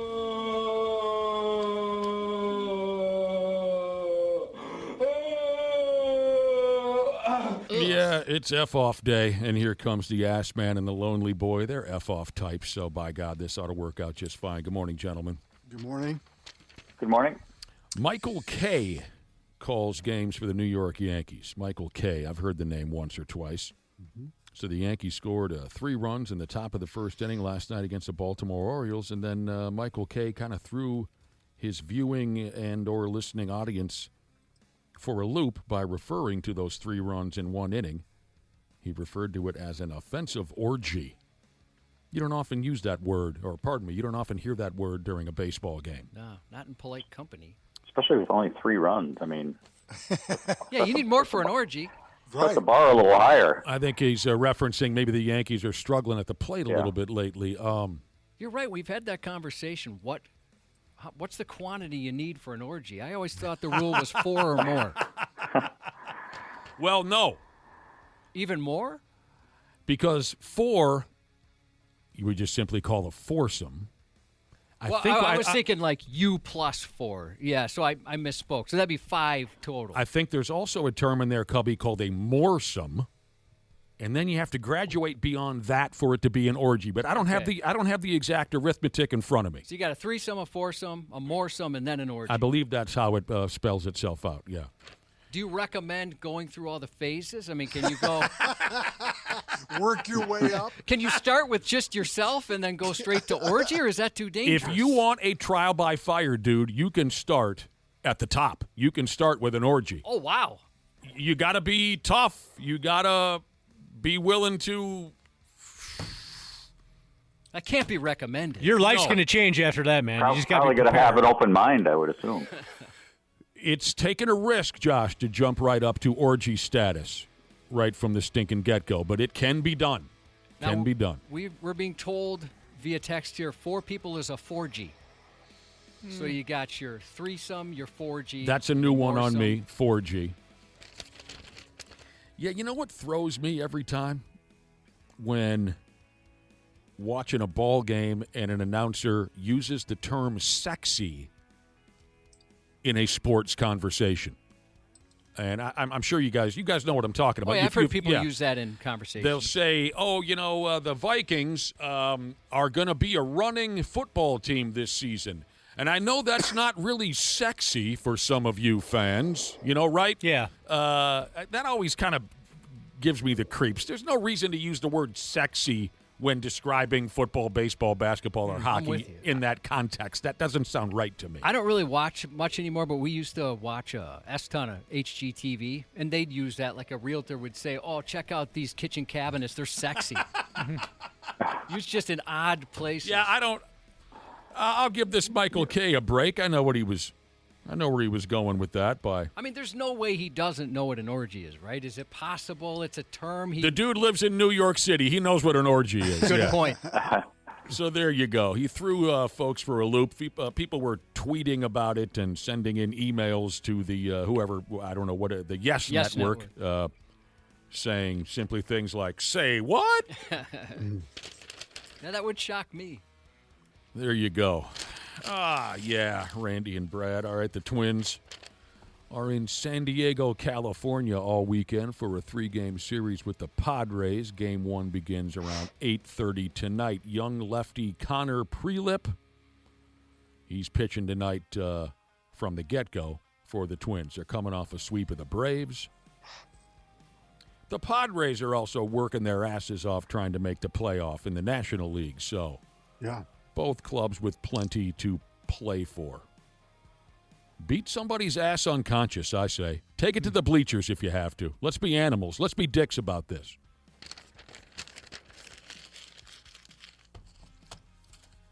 No reason to hold back. Well, the Twins have certainly put themselves in a good position. There's 34 games left in the season. Can they ride this wave for one more month? Is going to be the story. kind of the point where we can start thinking, okay, 34 games. What do you think it's going to take? Probably 20 and 14, 19 and 15, that kind of stretch? Probably. Yeah. and a lot of those games will be against division opponents starting a week from today. So they're going to be able to make some ground up, whether it's in the Central Division or in the wild card race, pretty quick, because they're going to be playing teams that they're actually battling in position. So, but they got to get there first, and they got to get through this series with San Diego, and then they got to go beat up on the Athletics. That's going to be important, and not to fall apart in Sacramento. And then we'll see what happens. We don't want to fall apart in Sacramento. By God, we don't. A lot of people have fallen apart in Sacramento. So. Yeah, we don't want that. Now, a listener has texted in, Josh, are you familiar with this guy? I'm a little intimidated. He calls himself 4 cue balls in a tube sock. What the hell does that mean? Oh, jeez. I've never heard that. Yeah, I don't want to upset him. 4 cue balls in a tube sock, Jesus. My God. He says I think 3. I'd want to run into him. Well, depends on how. Jeez. If I run into him from behind or something, what's your name again, Brad Ryder? I don't have any fear. But if we smash together a head-on collision, totally different story. 3 people is a threesome, Josh. 2 people is a twosome. If you're all alone, do you know what they call it? A handsome. It's a handsome. 4 cue balls in a. I gotta think about that one a little bit. Texas Rangers right-hander Jacob deGrom struck out 10 Washington Nationals last night. In the process, he hit the 2,000 career strikeout mark, and the word is he accomplished that in the second fewest games and innings ever, if that matters at all to you. So the other peckerheads who are right there with deGrom as far as coming up with a pile of career strikeouts in a short amount of time. The other J-Brones on the list, total douchebag Chris Sale, Randy's Johnson, Clayton Kershaw, and the most surprising name on the list, Yu Darvish. Those pitchers came up with thousands of strikeouts in a short amount of time. It's too bad for Yu Darvish because injuries just derailed what could have been a Hall of Fame kind of career if he had just kept pitching consistently. He just couldn't stay healthy. Who are we talking about? Jacob deGrom? Yu Darvish. Oh, Yu Darvish. Yeah. Well, every time I hear Jacob deGrom's name, I assume he's retired. No, he's still pitching. I always assume he's already come and gone. But yeah. All right, speaking of 4 cue balls in a tube sock, does anyone watch this? This is I guess a famous sports radio show, Sports Junkies. Anyone? No, I'm not familiar. No. Well, they've got a morning show that's simulcast on NBC Sports Television, if that means anything to you. So they were putting on their radio show, and they must have money because then they also have cameras in this. We've been wanting this for a while. Everyone seems to now have cameras in their radio studio. Podcasts or broadcasting their there you go. Morning shows. Broadcast a morning show, podcast, whatever the terms are. I'm not familiar with them just yet, but that's the setup here for the Sports Junkies. They're doing a radio show, but also they've got cameras set up and it's broadcast online or something. Or it says right here, NBC Sports Television. So they're doing their regular show. They've got a producer over there named Matt Valdez. So they're interviewing somebody. And during the interview, this Matt Valdez could be seen walking around in the background. He's not talking on air. He's just walking around in the background. But there are the television cameras, like I mentioned. And while he's walking around, he unzips his pants. And I'm not kidding you, shoved his entire arm right through the zipper opening down into his pants. What was he looking for? That video's on 93x.com. Check out the video. It's very funny. The headline, that was not clickbait, that headline. No. He went for it. He was trying to straighten that damn thing out. I guess. Get some trouble. We've all been there, right? Where just a little shift of your weight or just a little tug at the drawers or whatever doesn't untangle things. You got to go all the way in there. I mean, I know I've been there. You got to make an adjustment. Yeah. Oh, yeah. And sometimes, things get wrapped up to a point where you gotta. So, this was all broadcast on their little show. And then people are like zooming in, and I don't know what happened there. Did he forget he was on camera? Must have been so used to it, he just didn't think about it. Must have forgotten. Meaning used to being on camera. People said this was the sort of digging usually reserved for the arm of a backhoe. Is how deep, and for about 10 seconds, he's vigorously digging further and further into his pants. And this almost seemed like it was set up, but I understand it was not. If it was not for a conveniently placed computer screen, they would probably be facing fines from the FCC. But just perfectly, all the real serious graphic digging that he did, a computer screen blocked the viewer's access to what was really going on there.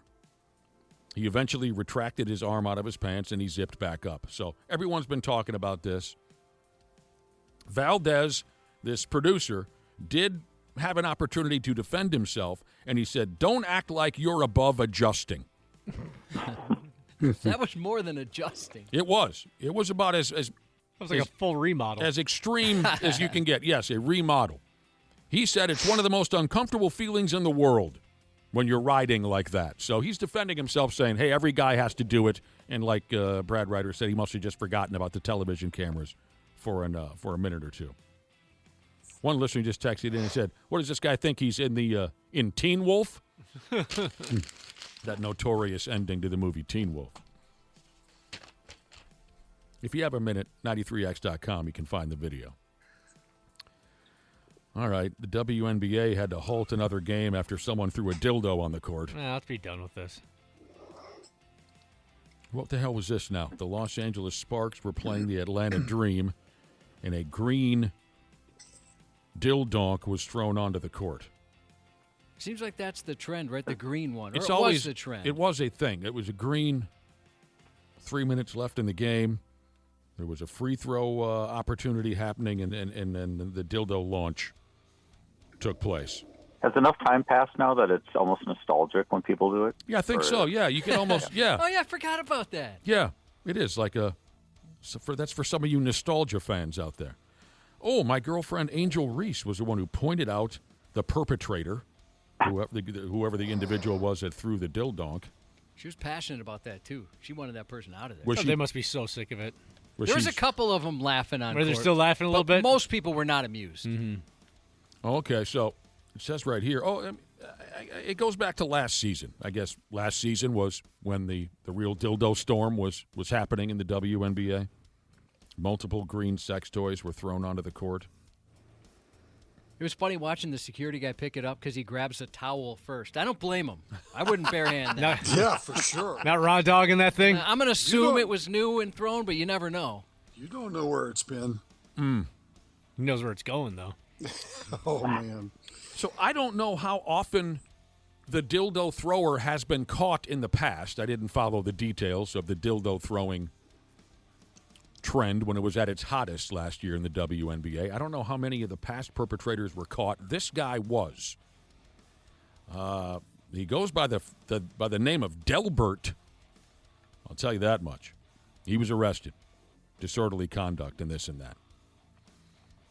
Now, it's just not just the WNBA who's been picked on. They mentioned a couple of Buffalo Bills games. They mentioned a couple of hockey games. I missed that, or maybe I just don't remember. And they're warning you, if you F around like this and throw giant 2-story lifelike fake penises onto the playing surface at a ball game, they're talking about a ban forever. You're never allowed to come back to these ball games ever again. And you might even have to sit in the cooler for a night or two. I think a better punishment would be is you find the guy who did it, you strap him to like a big target, with his arms and legs spread, and then you have the mascot use that Gatling gun that fires out T-shirts. Yeah. Except he's firing out dildos right at the guy. Oh, I like that idea. Yeah, he's just got... Yeah. Maybe put some of those prize spaces in the open holes right around him and see where it lands. Yeah, so it's happening again in the WNBA, and now that it's happened this season, it'll happen again. Because the social media crowd, I'm guessing that's part of it. Is look at me, I'm the guy who threw the. So, we ain't done with this yet. We were talking about that guy who reached into his pants on live television on a sports-based morning show. A couple listeners brought up the old Steve Lyons incident from Major League Baseball. Oh, sure. Yes. Mm-hmm. Back in the year of 1990, Steve Lyons was kind of a utility guy, I think, in Major League Baseball most of his career. At the time, he was playing for the Chicago White Sox. And he got himself to first base, I believe, via a walk. And when he got there, he just kind of had a massive brain fart and forgot that he was playing in front of thousands of people, unbuckles his baseball pants, and drops them right down to his ankles. He's going to tuck his shirt in. Yeah. He's wearing, thankfully, he was wearing a jock and a pair of spandex shorts, so it wasn't like, D's were swinging. Right. But if you watch the video, if you're unfamiliar, he quickly pulls his pants up and he has this look on his face like, my God, what have you done? He just he forgot where he was at. He thought he was like at practice or something where no one would care. That video is still, and people still talk about it to this day. Just a weird little, lost his train of thought there for a minute. Have you ever had that, Randy? You were so used to being on camera where you realized, oh, geez, the camera might be on. Well, maybe not that extreme. Where you thought, uh-oh, I didn't even, because, there'll be hot mic moments, they call them, right? Where sure, there's always, you're always worried about hot mic stuff, but not visually. I can't think of a time where I was caught doing something or whatever. Like you'll see a newscaster picking their nose or closing their eyes or something. Most of you guys wear, especially in the summer and spring, don't you wear shorts on set? Sure. Oh, yeah, you wear a coat and tie and shorts, right? Oh, yeah? So, yeah. As long as I know I'm not going to have to be full length on TV, sure, I'll wear shorts all the time. Yeah. We kind of assumed that. Yep. You had your nice suit on from the waist up, and from the waist down, you got the old Bermuda swim trunks on or something like that. Exactly. Yeah. There was a guy that worked in the building here for a few years who he was an odd dude in a lot of ways. But one of the things that was very different about him was his wardrobe. And he would wear swim trunks to work. Guy could have gone out and bought himself a perfectly good pair of jean shorts or some khaki shorts or something, but in the summertime, he wore swim trunks. Was this the hemorrhoid donut guy? Yes, this was the hemorrhoid donut guy. He also used to sit on one of those. Sat on a big fat hemorrhoid donut. Oh, Nick, you should tell the story that our boss told. Speaking about caught on camera moments where they didn't realize they were being streamed. Oh, who was that? He worked. It was a different. He was somewhere in California. He was working at a station. Was he playing with his nipples or something? Yeah. I don't know that. I don't know that story as well as you do. Well, so our boss was a program director at this different station, and they streamed their studios all the time. They had some cameras in there. Again, some radio stations have money. Yeah, so it was just 24 hours. If you wanted, you could jump on and see what was going on in studio. And this guy forgot, or I don't know what. Oh, yeah. But he was taking care of himself, watching a naughty movie. Sitting at work, right in front of the soundboard, right? He's a DJ. Yeah, he's sitting there just like normal, except for, how he added to it. And that's when he chooses to whack one out. And so, because we had mentioned, I've caught 2 people here doing that. Yeah. And he was telling this story. So the guy not only did that, but he started playing with his nipples. Oh, come on, man. And it's on the internet. So people have captured it. You could probably still find that video somewhere. Good Lord. Oh, I can't even imagine the embarrassment. Oh, that sucks. But also, he put it on himself. Hey, kept his job, by the way. Did he really? Yeah, they didn't can him or anything. I think I would disappear to a different country if that happened to me. Oh, Jesus. Here's a listener who says, where can I buy a green dildo? I'm going on a boat cruise in the middle of September. Hey, so are we. What, are you planning on bringing a green dildo to our boat cruise? Rock the river? Wouldn't be the first dildo. No, that used to be a little wild. Well, no. Oh, I see what you're saying. I'm referring to... yes, type of individual. We've seen dildos before on our boat cruises. Lake Street Handshake Jesus wants to know, Randy, did you ever have a laughing fit on camera where you couldn't stop? I didn't, but I think I've told the story. The worst one I ever saw was I was in college, but working at WHO Radio in Des Moines. And I would go down and watch the newscasts on the TV side over the weekends. And it was Easter Sunday, and the two anchors had a laughing fit before I want to say it was like the 5 o'clock news on Easter Sunday. Yeah. They couldn't stop laughing, and the first story was a triple homicide. Oh, no. Oh, boy. I never will forget this as long as I live. I was standing on the set, but I was off to the side. You couldn't see me, but I was watching, and they could not stop laughing before they come out of the open to the show. I don't remember what the joke was or what they were laughing about, but they kind of laughed through the triple homicide, and they kept saying, "This isn't funny. We're, you know what I mean?" Yeah. But they just couldn't stop. I'll never forget that. That sucks. And that was awful. I mean, I think they both got reprimanded, and I don't remember the whole story after that, but it was pretty crazy. God, I'm surprised that you weren't able to squash that, because you're kind of a notorious fun killer. Kind of surprised. Well, I was in college, though, Nick. Oh, the fun Randy. I wasn't a fun killer in college. No, you were kind of a loose character back then. I was looking for fun when I was in college. You were working at WHO. Did you call it the Who or did you call it the Ho? WHO or Who? Yeah. No, I didn't call it either one. I was just happy to be. But they didn't call it the Who, like you're watching I the don't Who, think so. WHO. No, Oh, okay. WHO. There's a lot of television stations and radio stations like to have that little gimmick, right? Sure. Yeah. One of the worst things to ever happen to professional basketball, James Harden has agreed to continue working for the Cleveland Cavaliers. The only reason I make mention of that is so Wolves fans in our listening audience can rest easy knowing that he ain't working here. So just so you know, if you were losing sleep over the idea of James Harden playing here, no, he's agreed to work for the Cleveland Cavaliers. They couldn't afford him here. He's not worth it. So, Well, so good. Both those things are true. Yeah, he's not worth it. Oh, boy, does that guy suck. How about a 4-year-old kid who knocked down a hole-in-one during his first visit to a golf course? How does that make you feel deep down? Angry? Yes. Little angry? Yes. How dare he? I'd tell you the rest of the story, but it's not necessary. It was obviously dumb luck, and there was no reason to try and make it out to be anything other than that.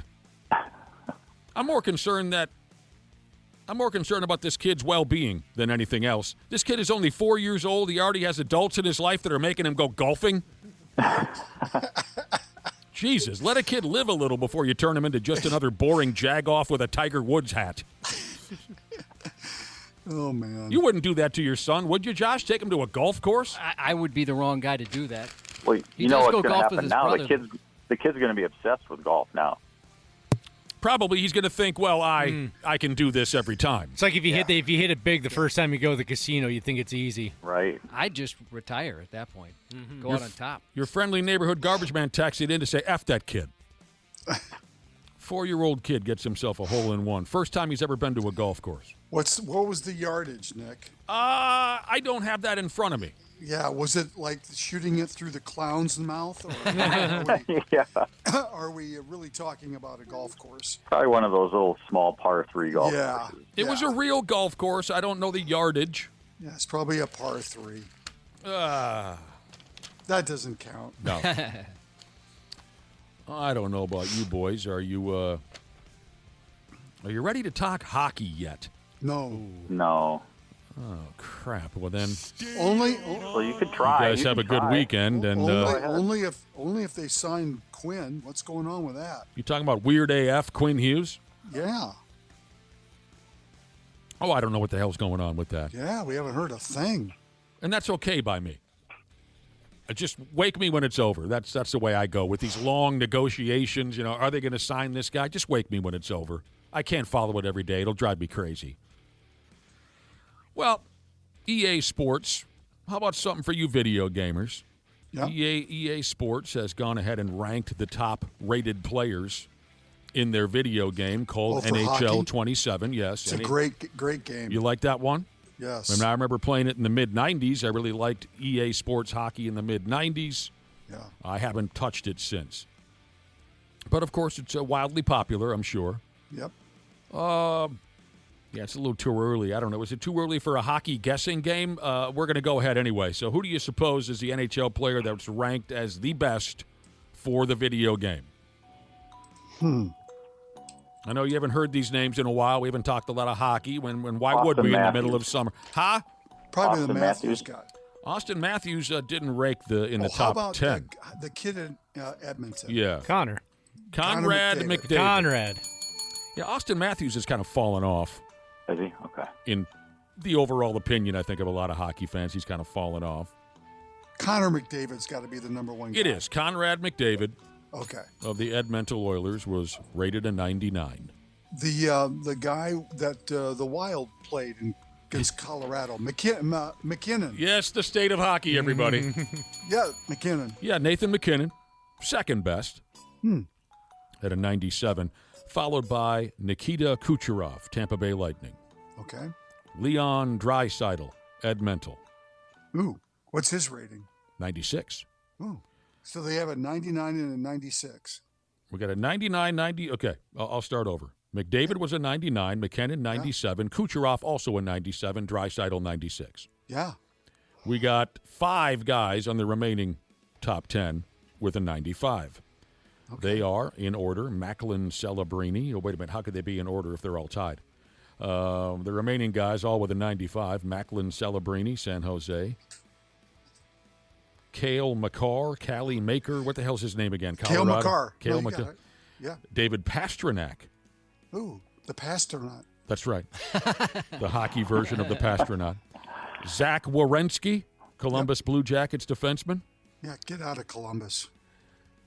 Sure, that would benefit his career, I'm sure, greatly. Sid Crosby still in the top 5. Wow, I'm surprised by that. As a 95. And wrapping up the 95ers, the aforementioned Weird AF Quinn Hughes. Wait, where's the Russian kid? Right. The opinion on the Russian kid, I think, has dipped a little bit also. Generally speaking, amongst hockey people, I think the opinion of his overall impact has dipped a little bit. I'm not saying it's right. I'm just saying I read a lot more articles now critical of his play. Huh. I read a lot more articles saying he needs he needs a Robin to his Batman. Exactly. That's exactly right. A lot of hockey people think he's not exactly the guy that can carry a team compared to some of the other names that I might have already mentioned. Again, not saying I agree with it. That's just what I've been reading lately. So, no, the Russian kid is not in the top 10. As far as, again, remember, we're talking about a video game here. We're talking about how they rate the players. If that matters at all to hockey fans, I don't know. Seems to matter more to the players than it does the fans, especially in the NFL when it comes to Madden. Guys try to bribe the people at EA to give them a better rating. That is true. Yeah, you can bet at least 80% of the hockey players when that came out yesterday, they wanted to check and see where their score was. What's Marcus Foligno? Yeah. Come on. We don't have enough paper on our printer to get those results out here. Right. I didn't go any further than the top 10. I'm sure Marcus is just outside that top 10 overall great players in the NHL. We love the guy. We hope we get a chance to rap with him again this hockey season. Oh, he'd be making the same jokes about himself. I'm sure. I hope so. I truly hope so. Then again, also here, hockey isn't that far away. No, it's not.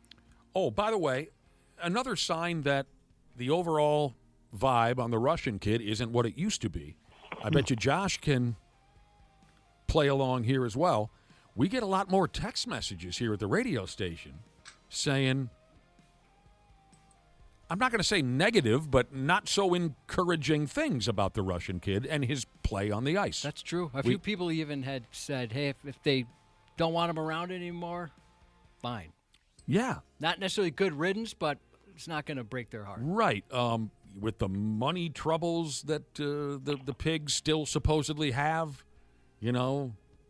trade them, see what you can get for them. They'll take Quinn Hughes, they'll take Matt Boldy, they'll take this guy over the Russian. I'm just saying that's more evidence of the. It's hard to trade somebody with that level of a contract, though. Oh yeah, but why are we calling it money troubles? I mean, the guy, when they signed him to that deal, we all said they had to sign him. He's worth it. I mean, you can't. Well, I don't know if we said he's worth it. We said they had to sign him. Oh, I think when he was not signed, I think everybody was like, that needs to happen. Well, no, Brady Shaver, I'm not totally disagreeing with you. Everyone said it had to happen. You can't just let the kid go. But I don't know how many people, when they saw the contract, said, oh, boy, that's worth it. I think most people, when they saw the contract, they kind of said, gulp, this better friggin' work. You see what I'm saying? There's a difference. Yeah, there. Stay healthy, kid, because that's a lot of money. Yeah. Well, I mean, I think you can say that about any superstar that you sign in any sport. Sure, but with the Pigs' current financial situation, I think it was a deeper gulp than usual. Sure. That's all I'm saying. Yeah. Okay. Well, they're going to take a double gulp when they sign Quinn Hughes. Yeah. I mean, if you think you're gulping for the Russian, you're going to be gulping for Hughes, too. What do you mean? Well, you know what I mean. Yeah, I know. Dana decided to turn it into a blowjob joke. Yeah. I could hear Dana snickering. Yeah. He's over there snickering. Jesus, Dana. Yeah. Don't start any fart jokes. We'll lose him completely. If we tell fart joke, he loves farts. They were kind of caught between a rock and a hard place. They needed to sign him, or else they wouldn't have. Right. Yeah, the backlash would have been greater had they not signed him. Yeah. Right. Yeah. Correct. Top tier hockey also to start the idea of hockey returning here in a couple of months. Top tier hockey dumped out their top 10 rivalries in NHL history. And I agree with most of them. Montreal, Boston, Edmonton, Calgary, Pittsburgh, Philadelphia, Rangers, Islanders, Colorado, Detroit, historic stuff in the past between Colorado and Detroit. Chris Draper, all he has to do is look in the mirror and he'll tell you that there was a rivalry there between Colorado and Detroit. Toronto, Boston, Pittsburgh, Washington. There's a couple in here that seem a little iffy to me. I mean, yes, Los Angeles and Anaheim are only, an hour away, but can anyone tell me that historic series between L.A. and Anaheim? No. There's got to be a brutal, ugly playoff series or two in order to be considered a rival. So I think they boned that one. L.A., Anaheim, who cares? I mean, again, it's a crosstown beyond the idea of it being a crosstown rivalry, give me that big moment. Give me that big memory of a – and I'm a little offended being an old North Star fan. Right. I would think historically – I mean, if I'm going to judge rivalries, I'm going to start with the North Stars and the Blackhawks and go from there. And maybe that's kind of surprising that was left off. I mean, of course, it's a little biased because we were on the front lines for it for many years. But they did. But that was a rivalry. It was. And they met in the playoffs every effing year. Yes. Every year. They did throw St. Louis and Chicago in there. Okay, I can't totally argue with that, but I'm a little jealous, a little butthurt that the North Stars and Blackhawks weren't included. The rest of them, I'm okay with, the rest of these rivalries. Did I read correctly? Well, wait a minute. That's not. Here's a text message from one of our listeners who asks us, did I read correctly? Deion Sanders' son Shiloh was signed by the Vikings to play in the secondary. Is there any truth to that at all? I haven't seen that. I have not. Did not see that. Fair enough. I'll Google it. Appreciate that, Cubby. I thought that kid was in trouble or something. I have not seen. What's the name of the son? What's the name of the quarterback? Sanders. Shador. Shador. He still works for the Cleveland Browns, does he not? Yep. Yeah. He's still battling for the. I see the headlines I've seen are Deion Sanders sought to testify at Shiloh's bankruptcy trial. That's not related to the Vikings. Okay. Deion Sanders subpoenaed to testify in son Shiloh's bankruptcy trial. So unless it's something on social media that hasn't been published yet. Okay, that's why Shiloh's name rang a bell. Yeah, I read something the other day that. How is he bankrupt? Yeah, He's only like 24 years old. That was the first question I had. Sorry, I'm having a gas attack over here. That was my first question. How does a 24-year-old kid, 25, whatever he is, how does he go bankrupt? Where did he have any money in the first place? Probably people taking advantage of him. Well, but when did he make any money? Oh, yeah, good question. You know what I mean? Wow. Yeah. I would imagine he's just using Dad's money. So wouldn't it be Deion that goes back? Anyway, There you go. Okay. A Shiloh. little early in life to be filing for bankruptcy. Yes, that's what I'm saying. Yeah. Oh, I got an update. That 4-year-old that got the hole-in-one, he just filed for bankruptcy. Jesus balls. I know. I would have been in trouble if that would have been the case back when I was his age. I mean, my parents were still propping me up at that age too. Yeah, it happens. Holy cow. $11 million in debt, Shiloh. What? He lost a court case and hasn't paid. Oh, right. Yeah, someone who's 15 years old. He got in trouble. He something violent happened. Yes. Okay. Anyway. Okay. That's their problem. Yeah. How about this now? Oh, the Vikings, did they play one of those silly practice games again here this Saturday, weekend? Is tomorrow. that tomorrow? Yeah. Are you pumped? No. Why would you be? How about this now? This is cute. Dallas Cowboys offensive coordinator Clayton Adams is the name. Ever heard of the guy? I haven't. He's got a cool idea. They're trying to kind of loosen up the vibe over there, from what I understand, at the Dallas Cowboys. Head coach Brian Schottenheimer likes to talk about the culture in the locker room and all that. So I guess they're trying to spin a more fun vibe over there. Starting with this Clayton Adams, the offensive coordinator, he doesn't want much. He just wants a hot dog machine in the locker room. How can you really have a break room or a snack room if you don't have a hot dog fridge? You know, and if you're going to have a hot dog fridge, you've got to have high quality hot dogs in it. And if you're going to have high quality hot dogs in it, we got brioche buns and maybe some pretzel buns. So these are all things that we're working on. Maybe an industrial size 7-Eleven hot dog roller. I don't know. I love him so much. I love his style. I want a hot dog roller so bad. I don't know. Brioche buns, too? Wow. He's fancy with his dogs. That sounds nice. That sounds great. Yeah. I had a little mini hot dog roller once. You could put like 6 or 8 on there. That's awesome. Yeah, it was fun. Did you lose it in the divorce, or what happened to it? No, actually, you know what happened to it is it was left at my last job, and there was like a certain window that they can let us come back supervised for 15 minutes to get stuff, and I just said, screw it, I'll leave the hot dog roller there. Josh, you didn't take that joke the entire way. You know, you said you lost in the divorce field, but there's something there with the hot dogs and losing that in the divorce. I'm sure there's a wiener joke. He's better than that. I had one for He's a more while. creative than that. You had a hot dog roller? Yeah, someone gifted me, I think it was for my wedding, they gave it to me, but I was so excited to like set it up, and I got it all set up, and it was broken. It didn't work. Ah. Yeah, I was probably way more upset than I needed to be, but yeah. So this Clayton Adams, like you heard, he wants to get like a real deal gas station quality hot dog roller with some fancy buns set up in the locker room summers. What did he say here? I mean, this guy is really tuned in to tubed meat. He's into this. One of the things I learned from going to Disneyland with my kids, because I was trying to steam the bun, I was trying to toast the bun, and the guy at Disneyland goes, no, man, put it in the bun and wrap it in foil and let the hot dog steam the bun. It's been revolutionary. Oh, really? Is that what they're doing? I'll have to try that. Yeah, I'm going to try that immediately. This friggin' guy is at risk of making the Dallas Cowboys tolerable. Does that scare anybody? Because so many people hate the Cowboys so much, this guy might make them a likable ball club. And that of course, Josh, I think just for a split second, the world will stop spinning for a second, I think. If the Dallas Cowboys become like a lovable group of characters, they never have been that. Not even when Tom Landry was there did people like the Dallas Cowboys. They've always hated the Cowboys. But this guy's changing the culture. Big Al and I, many years ago, like Weird Al Yankovic said in his beautiful song called eBay, Big Al and I were highest bidder. That's how Weird Al sings it in the song. We were highest bidder at an auction for a Pronto-Pup machine. Oh. This was many years ago, and our dreams, of course, were to have our own Pronto-Pup stand. And we'd go town to town, but we could not get the pig to operate.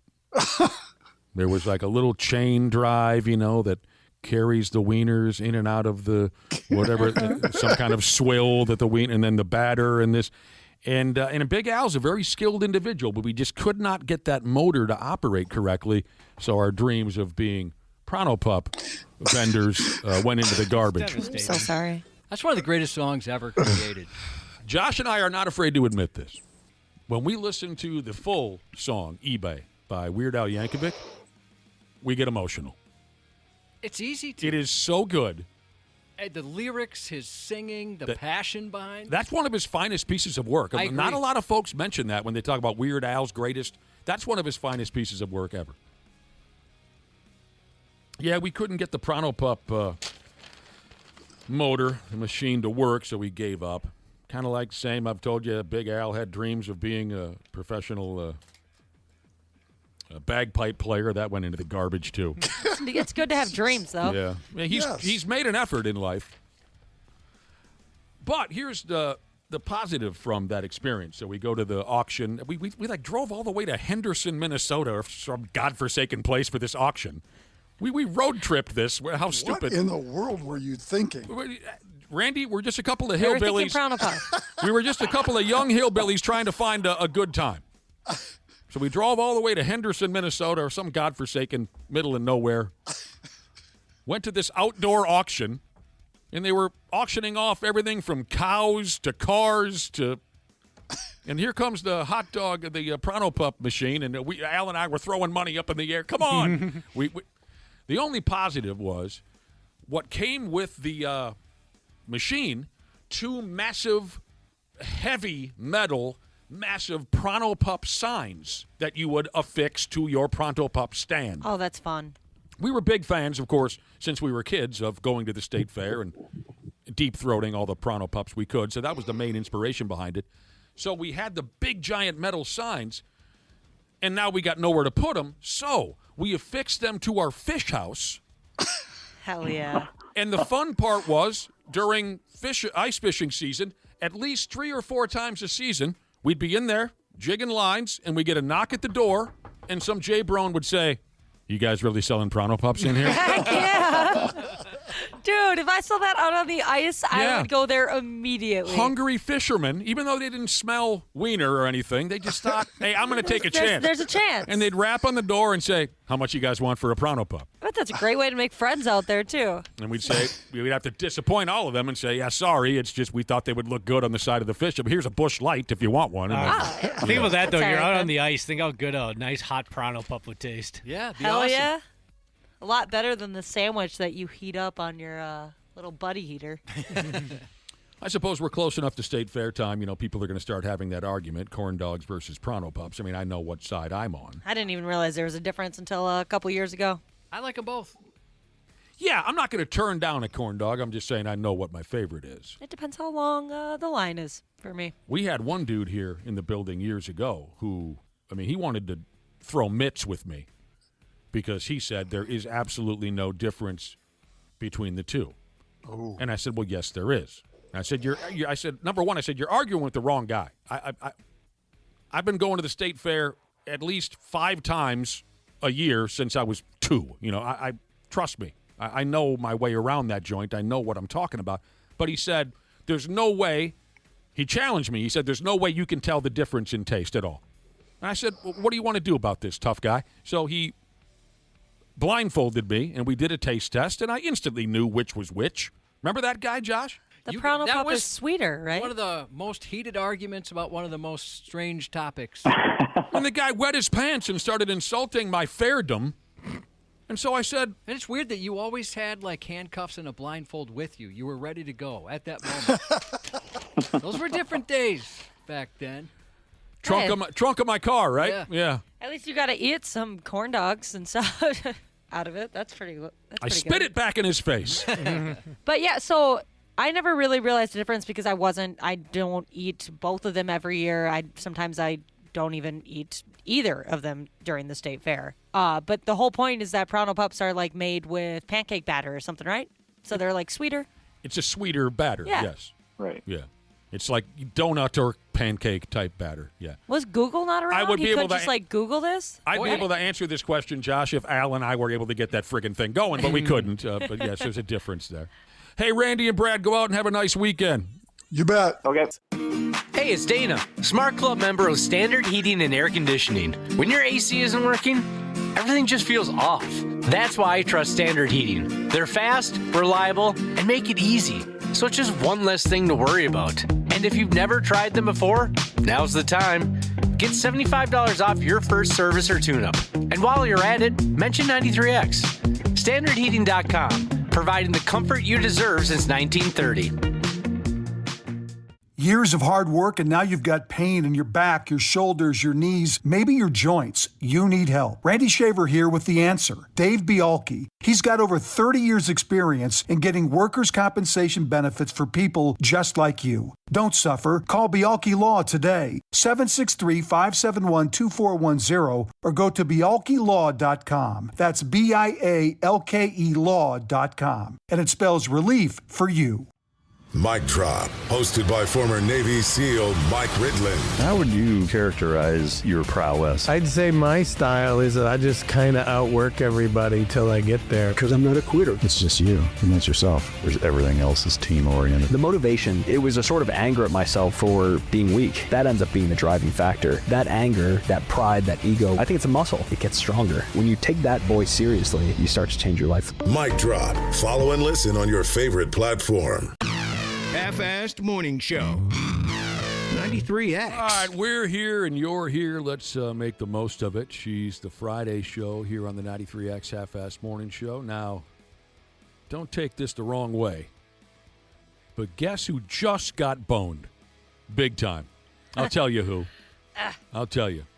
Ashley just got boned. Maybe it's more fitting, Josh, to say she just boned herself. She boned herself, yeah, in front of us. She did. A little inside industry stuff here, but I'm sure a lot of you will understand. Our company is real serious about making sure we don't screw things up for everybody by making a mistake with our emails and whatnot. What I mean by that is we endure endless training on how to avoid compromising the company by clicking on a scam email. We have to do these trainings every month or so. We have to watch videos on what to look out for on our company email, how to tell when an email is legit, and how to tell when that email is a possible scam. And the idea is, tell me if I'm wrong, Josh, that one of these scam emails might lead to the company having whatever money we have left stolen by a scammer. Yeah, some of the whatever's left over after your 7th bankruptcy, they're worried somebody's going to take that. They got to hold on to that. So part of this gimmick is the company will intentionally send us scam emails to test us. Well, right after we went off the air with Randy Shaver, we sat here for maybe 5 seconds, and Josh and I hear Ashley say, "Oh, F me." You pulled a Dana. And we said, "What happened?" And she said, "Well, the company sent me an email saying it was urgent. I clicked on it, and it was a scam." And now, from what I understand, her punishment, Ashley has to take another test all by herself to again show that she understands how to avoid the bad emails. You just boned yourself. Ashley? I hate myself. And I never open up emails. Like I kind of... That's why nobody checks their company email anymore. Exactly. I kind of pull a little bit of Nick when it comes to my company email. Like if they send me an email on there, I'm like, "You did what?" I'm like, "On there?" Yeah, I never check that. So that's why I haven't seen it for a whole week. Ashley, I firmly believe in the no man left behind. I just clicked on that email. Oh, no! And then, okay. You really did? Yeah. Just now? Yeah. And then it pops up and it's like, "Ha, you moron." Did they have the balloons? I love when they have the balloons. Yeah, the balloons. Like, it's so demeaning. Yeah. All right, we'll take it together. I love you so much. There's no way Thank I'm going you. to make you go through that. All So right, now fine. One go, all go. Wait, Dana, I don't think you can afford to. That's a good point. I'm not clicking on Dick Tracy. I never do. No, so people are texting in saying, "So Ashley just fell for a phishing scam?" Well, no, it was a fake one sent by our own company to test us, so no one's in any real danger. But like you said, like Ashley and Josh said, it's kind of funny. I've never made this mistake, but when you click on that bad email sent by the company, a bouquet of balloons and confetti explode on your computer screen to tell you, "Well, we'll see you in detention." That's hilarious. I should have known, too. Like, I've taken these these trainings. I should have known. What do we have to expect, Dana? I know you have to do another training. Does somebody call you and talk to you personally? No, you just get a follow-up email that says, because you were a sucker and an idiot like Dana has been multiple times, you have to take this special test now. A lot of solidarity out there. A few listeners are texting in saying, send that email to me. I'll click on it. Solidarity. A lot of you know what we're talking about. A couple of texts have very said. Common, yep. A couple of texts have been sent in to say, Jesus, I hate those friggin' videos. I hate the training. Stupid. Many people have made the same mistake is how you say it, that you and Josh just made. That's great. So you guys will be hip to hip in detention. Yeah. First time in detention, Josh? Yeah, I've never experienced that. Dana, are you a two-time loser? I think I'm at least 2. Oh, maybe even more? It's at least 2. I know that for sure. Yeah, that's why I said I don't think you can afford it, because your third one, I think they actually take it more seriously. I screenshot it now and send him to the boss and say, is this legit? And sometimes he even says, I honestly can't tell. That's what you're supposed to do, too. Rat Rod Jesus got fooled once. He clicked on that test email from his company. Oh, I thought he said he's never been fooled, so he's saying he did get fooled. Oh, maybe I misread. I don't know. I thought he said he had been caught before. Yeah, he says he's never been tricked. Oh, you're right. He does. I'll say, sorry, Rat Rod Jesus. I took it the other way. Big rocks into little rocks, Jesus said, you want to know how to avoid those? Crush concrete for a living. He's not dealing with that. Yes. Just your average IT guy, Jesus, said that he creates those emails for his company, and he says it makes him chuckle watching us morons click those. Yeah, you know what? I bet there's somebody in corporate that's laughing at us right now. He says he's got himself another one. And I bet just your average IT guy, Jesus, sometimes makes him. He goes, okay, there's no way these dumbasses will fall for this one. It looks like trash. And it's completely obvious. And then just ding, ding, ding, ding, ding, ding, ding. Everybody clicking on it. Hey, you're not alone now, Ashley. We're going to go through this together. Porta, this is a tough one. Porta potty poop pumper, Jesus said, wait, they send you another email to take the test? Don't open it. Yeah. I'm never checking my emails again. Hey, Sorry to my boss and my fellow coworkers, never again. That's what has made my life a lot easier around here. I don't respond to anybody. Well, you've done it right, because you set the bar low in the beginning, and people don't even expect you to anymore. Yeah. So, like, maybe one of us would get talked to. You've gotten the brunt of my passive approach to electronic mails, because if someone wants to get a hold of me and emails me 6-7 times and gets zero response, they usually go to Josh and say, hey, can you tell Dinkus this or that? Yeah. So you've become like a secretary, and I feel bad about that. I don't mind. Local 34, Jesus said, he's now 235 days late on filling out a work form. Get an email weekly about it. He's not going to do a thing about it. It probably just needs your address or something. Someone says, just click on it again in case you want to see balloons. Yeah, I was wondering, because I wanted to see the screen, but I thought maybe I shouldn't click on it again. Doesn't matter how much time goes by, Cubby, corporate radio still rules. Gosh, it sure does. That's cute. All right, speaking of work in general, speaking of how we all got to make a living. Well, some of you choose not to, but most of us got to make a living. It says here 36% of peoples. And I thought this number would be lower. There's a lot more honest people out there than I assumed.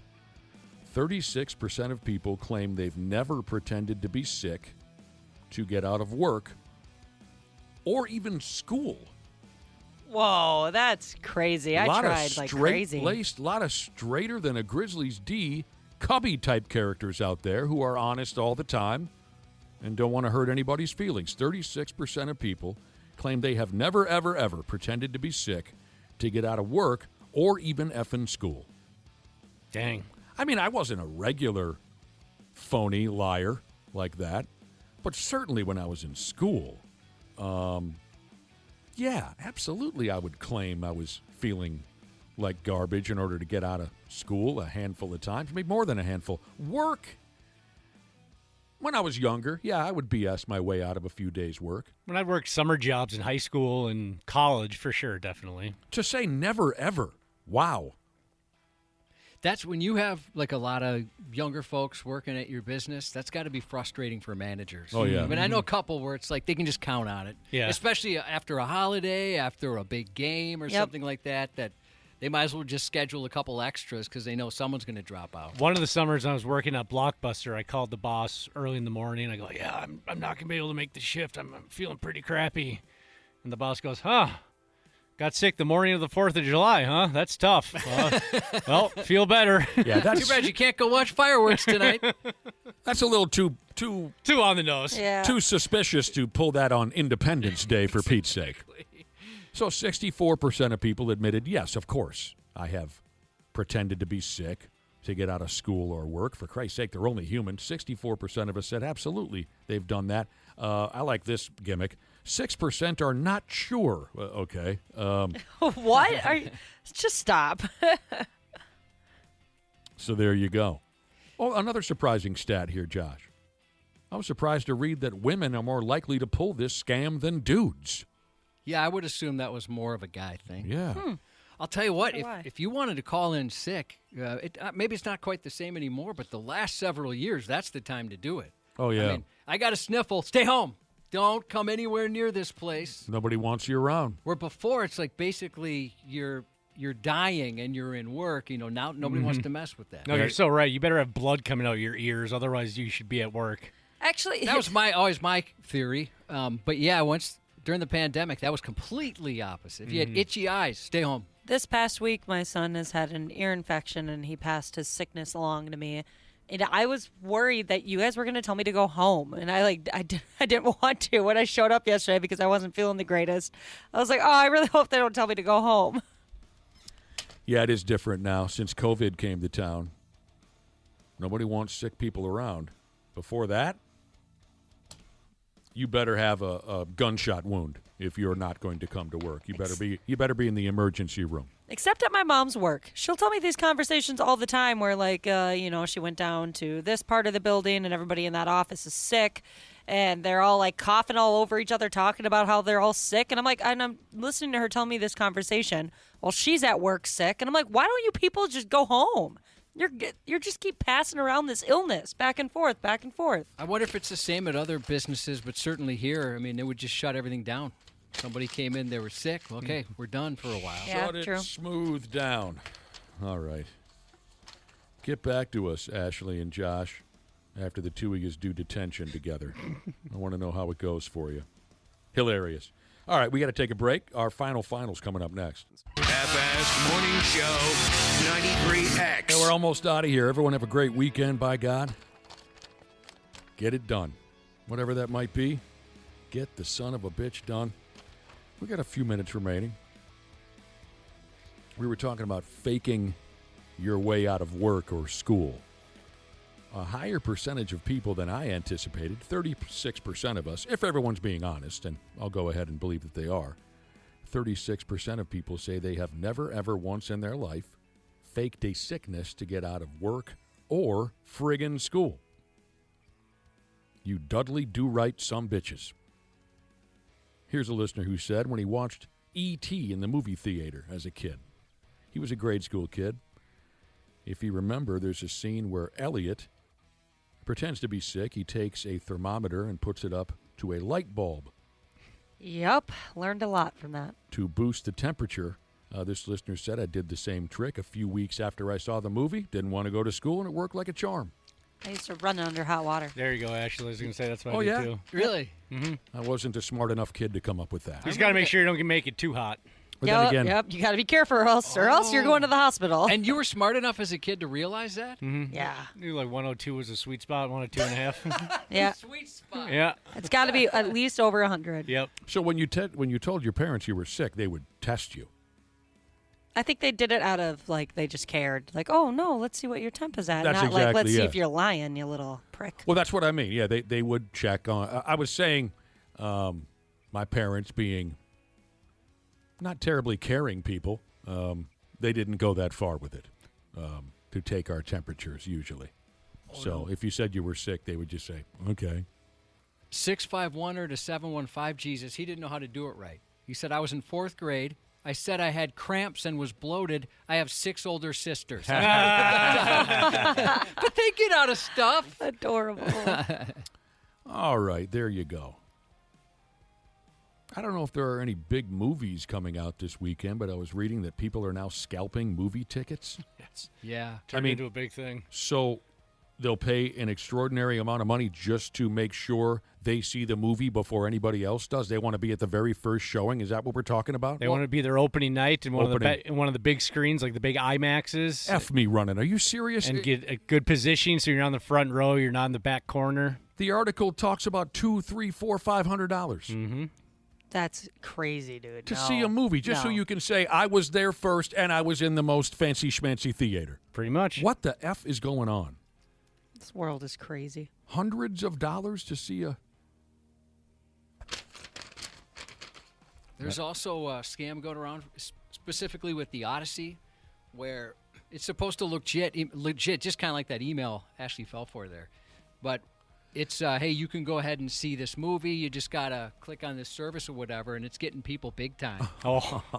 Apparently, I'm sure it happened before the Odyssey, but that movie's so popular that it's becoming news now because so many people are falling for it. And then their identities are stolen and this and that. It's becoming a big deal. Checking accounts are drained. If you want to pirate a movie, you usually doesn't fall into your lap via a happy email. You got to kind of search it out a little bit in the dark web. Yep. I don't know. It's just kind of surprised me because it seems to me we keep reading that nobody cares for movies on the big screen in the theater anymore, that it's this dying industry. And then on the other side of the coin, we read that people are spending $500 to make sure they're the first swinging D through the doors to see a movie. So I don't know where to the go hardcores. I don't get it either. Well, there has been a big resurgence this year. I think they've had $5 billion movies between Mario Brothers, Odyssey, the latest Spider-Man. And then come December, they have the new Avengers movie, and then Dune. That's the one that people are really upset about missing out on getting primo tickets for. Dune? Mm-hmm. Yeah. Third one? Third one. Timothy Chalamet Ding Dong. Well, the third of the new ones. Yes. I've seen quite a few movies. I can't think of one where I walked out the theater and said, hell, I would have given you $500 in trade for that. Some of the higher ends are places like New York and L.A., but...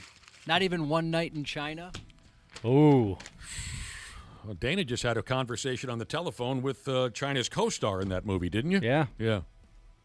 Josh? Who was her co-star? Sean Waltman. Oh. Yeah. Oh, I didn't know that. Are you serious? Yeah. Isn't that X-Pac? X-Pac! Yeah. He was the co-star. Yeah. We've met X-Pac. Yeah. Oh. And that was a keeper. That was a good movie. Don't get me wrong, but I'm not giving anyone $500 for it. Man. Yeah. Wow. I had no idea, Mr. Pac. That's right. I was not aware of that. There you go. Maybe I'm going to skip the young birthday shout out and let it breathe in between that last conversation. Sure. Happy birthday to Chris from your little bro, Andrew. Congratulations to Tyler and Ashley getting married tomorrow from Go Pack Go Jesus. Somehow, some way, still sober Jesus said his brother-in-law is getting married tomorrow and went on to say, poor bastard. Yeah. Happy birthday to John, turning the big 09 from Crystal Amazon Jesus. Happy anniversary to the smoking hot Christina from your worst half. And Cece Bug, she's starting the first grade. Have a great year and go show first grade who's boss. Hey, it's Dana, Smart Club member of Standard Heating and Air Conditioning. When your AC isn't working, everything just feels off. That's why I trust Standard Heating. They're fast, reliable, and make it easy. So it's just one less thing to worry about. And if you've never tried them before, now's the time. Get $75 off your first service or tune-up. And while you're at it, mention 93X. StandardHeating.com, providing the comfort you deserve since 1930.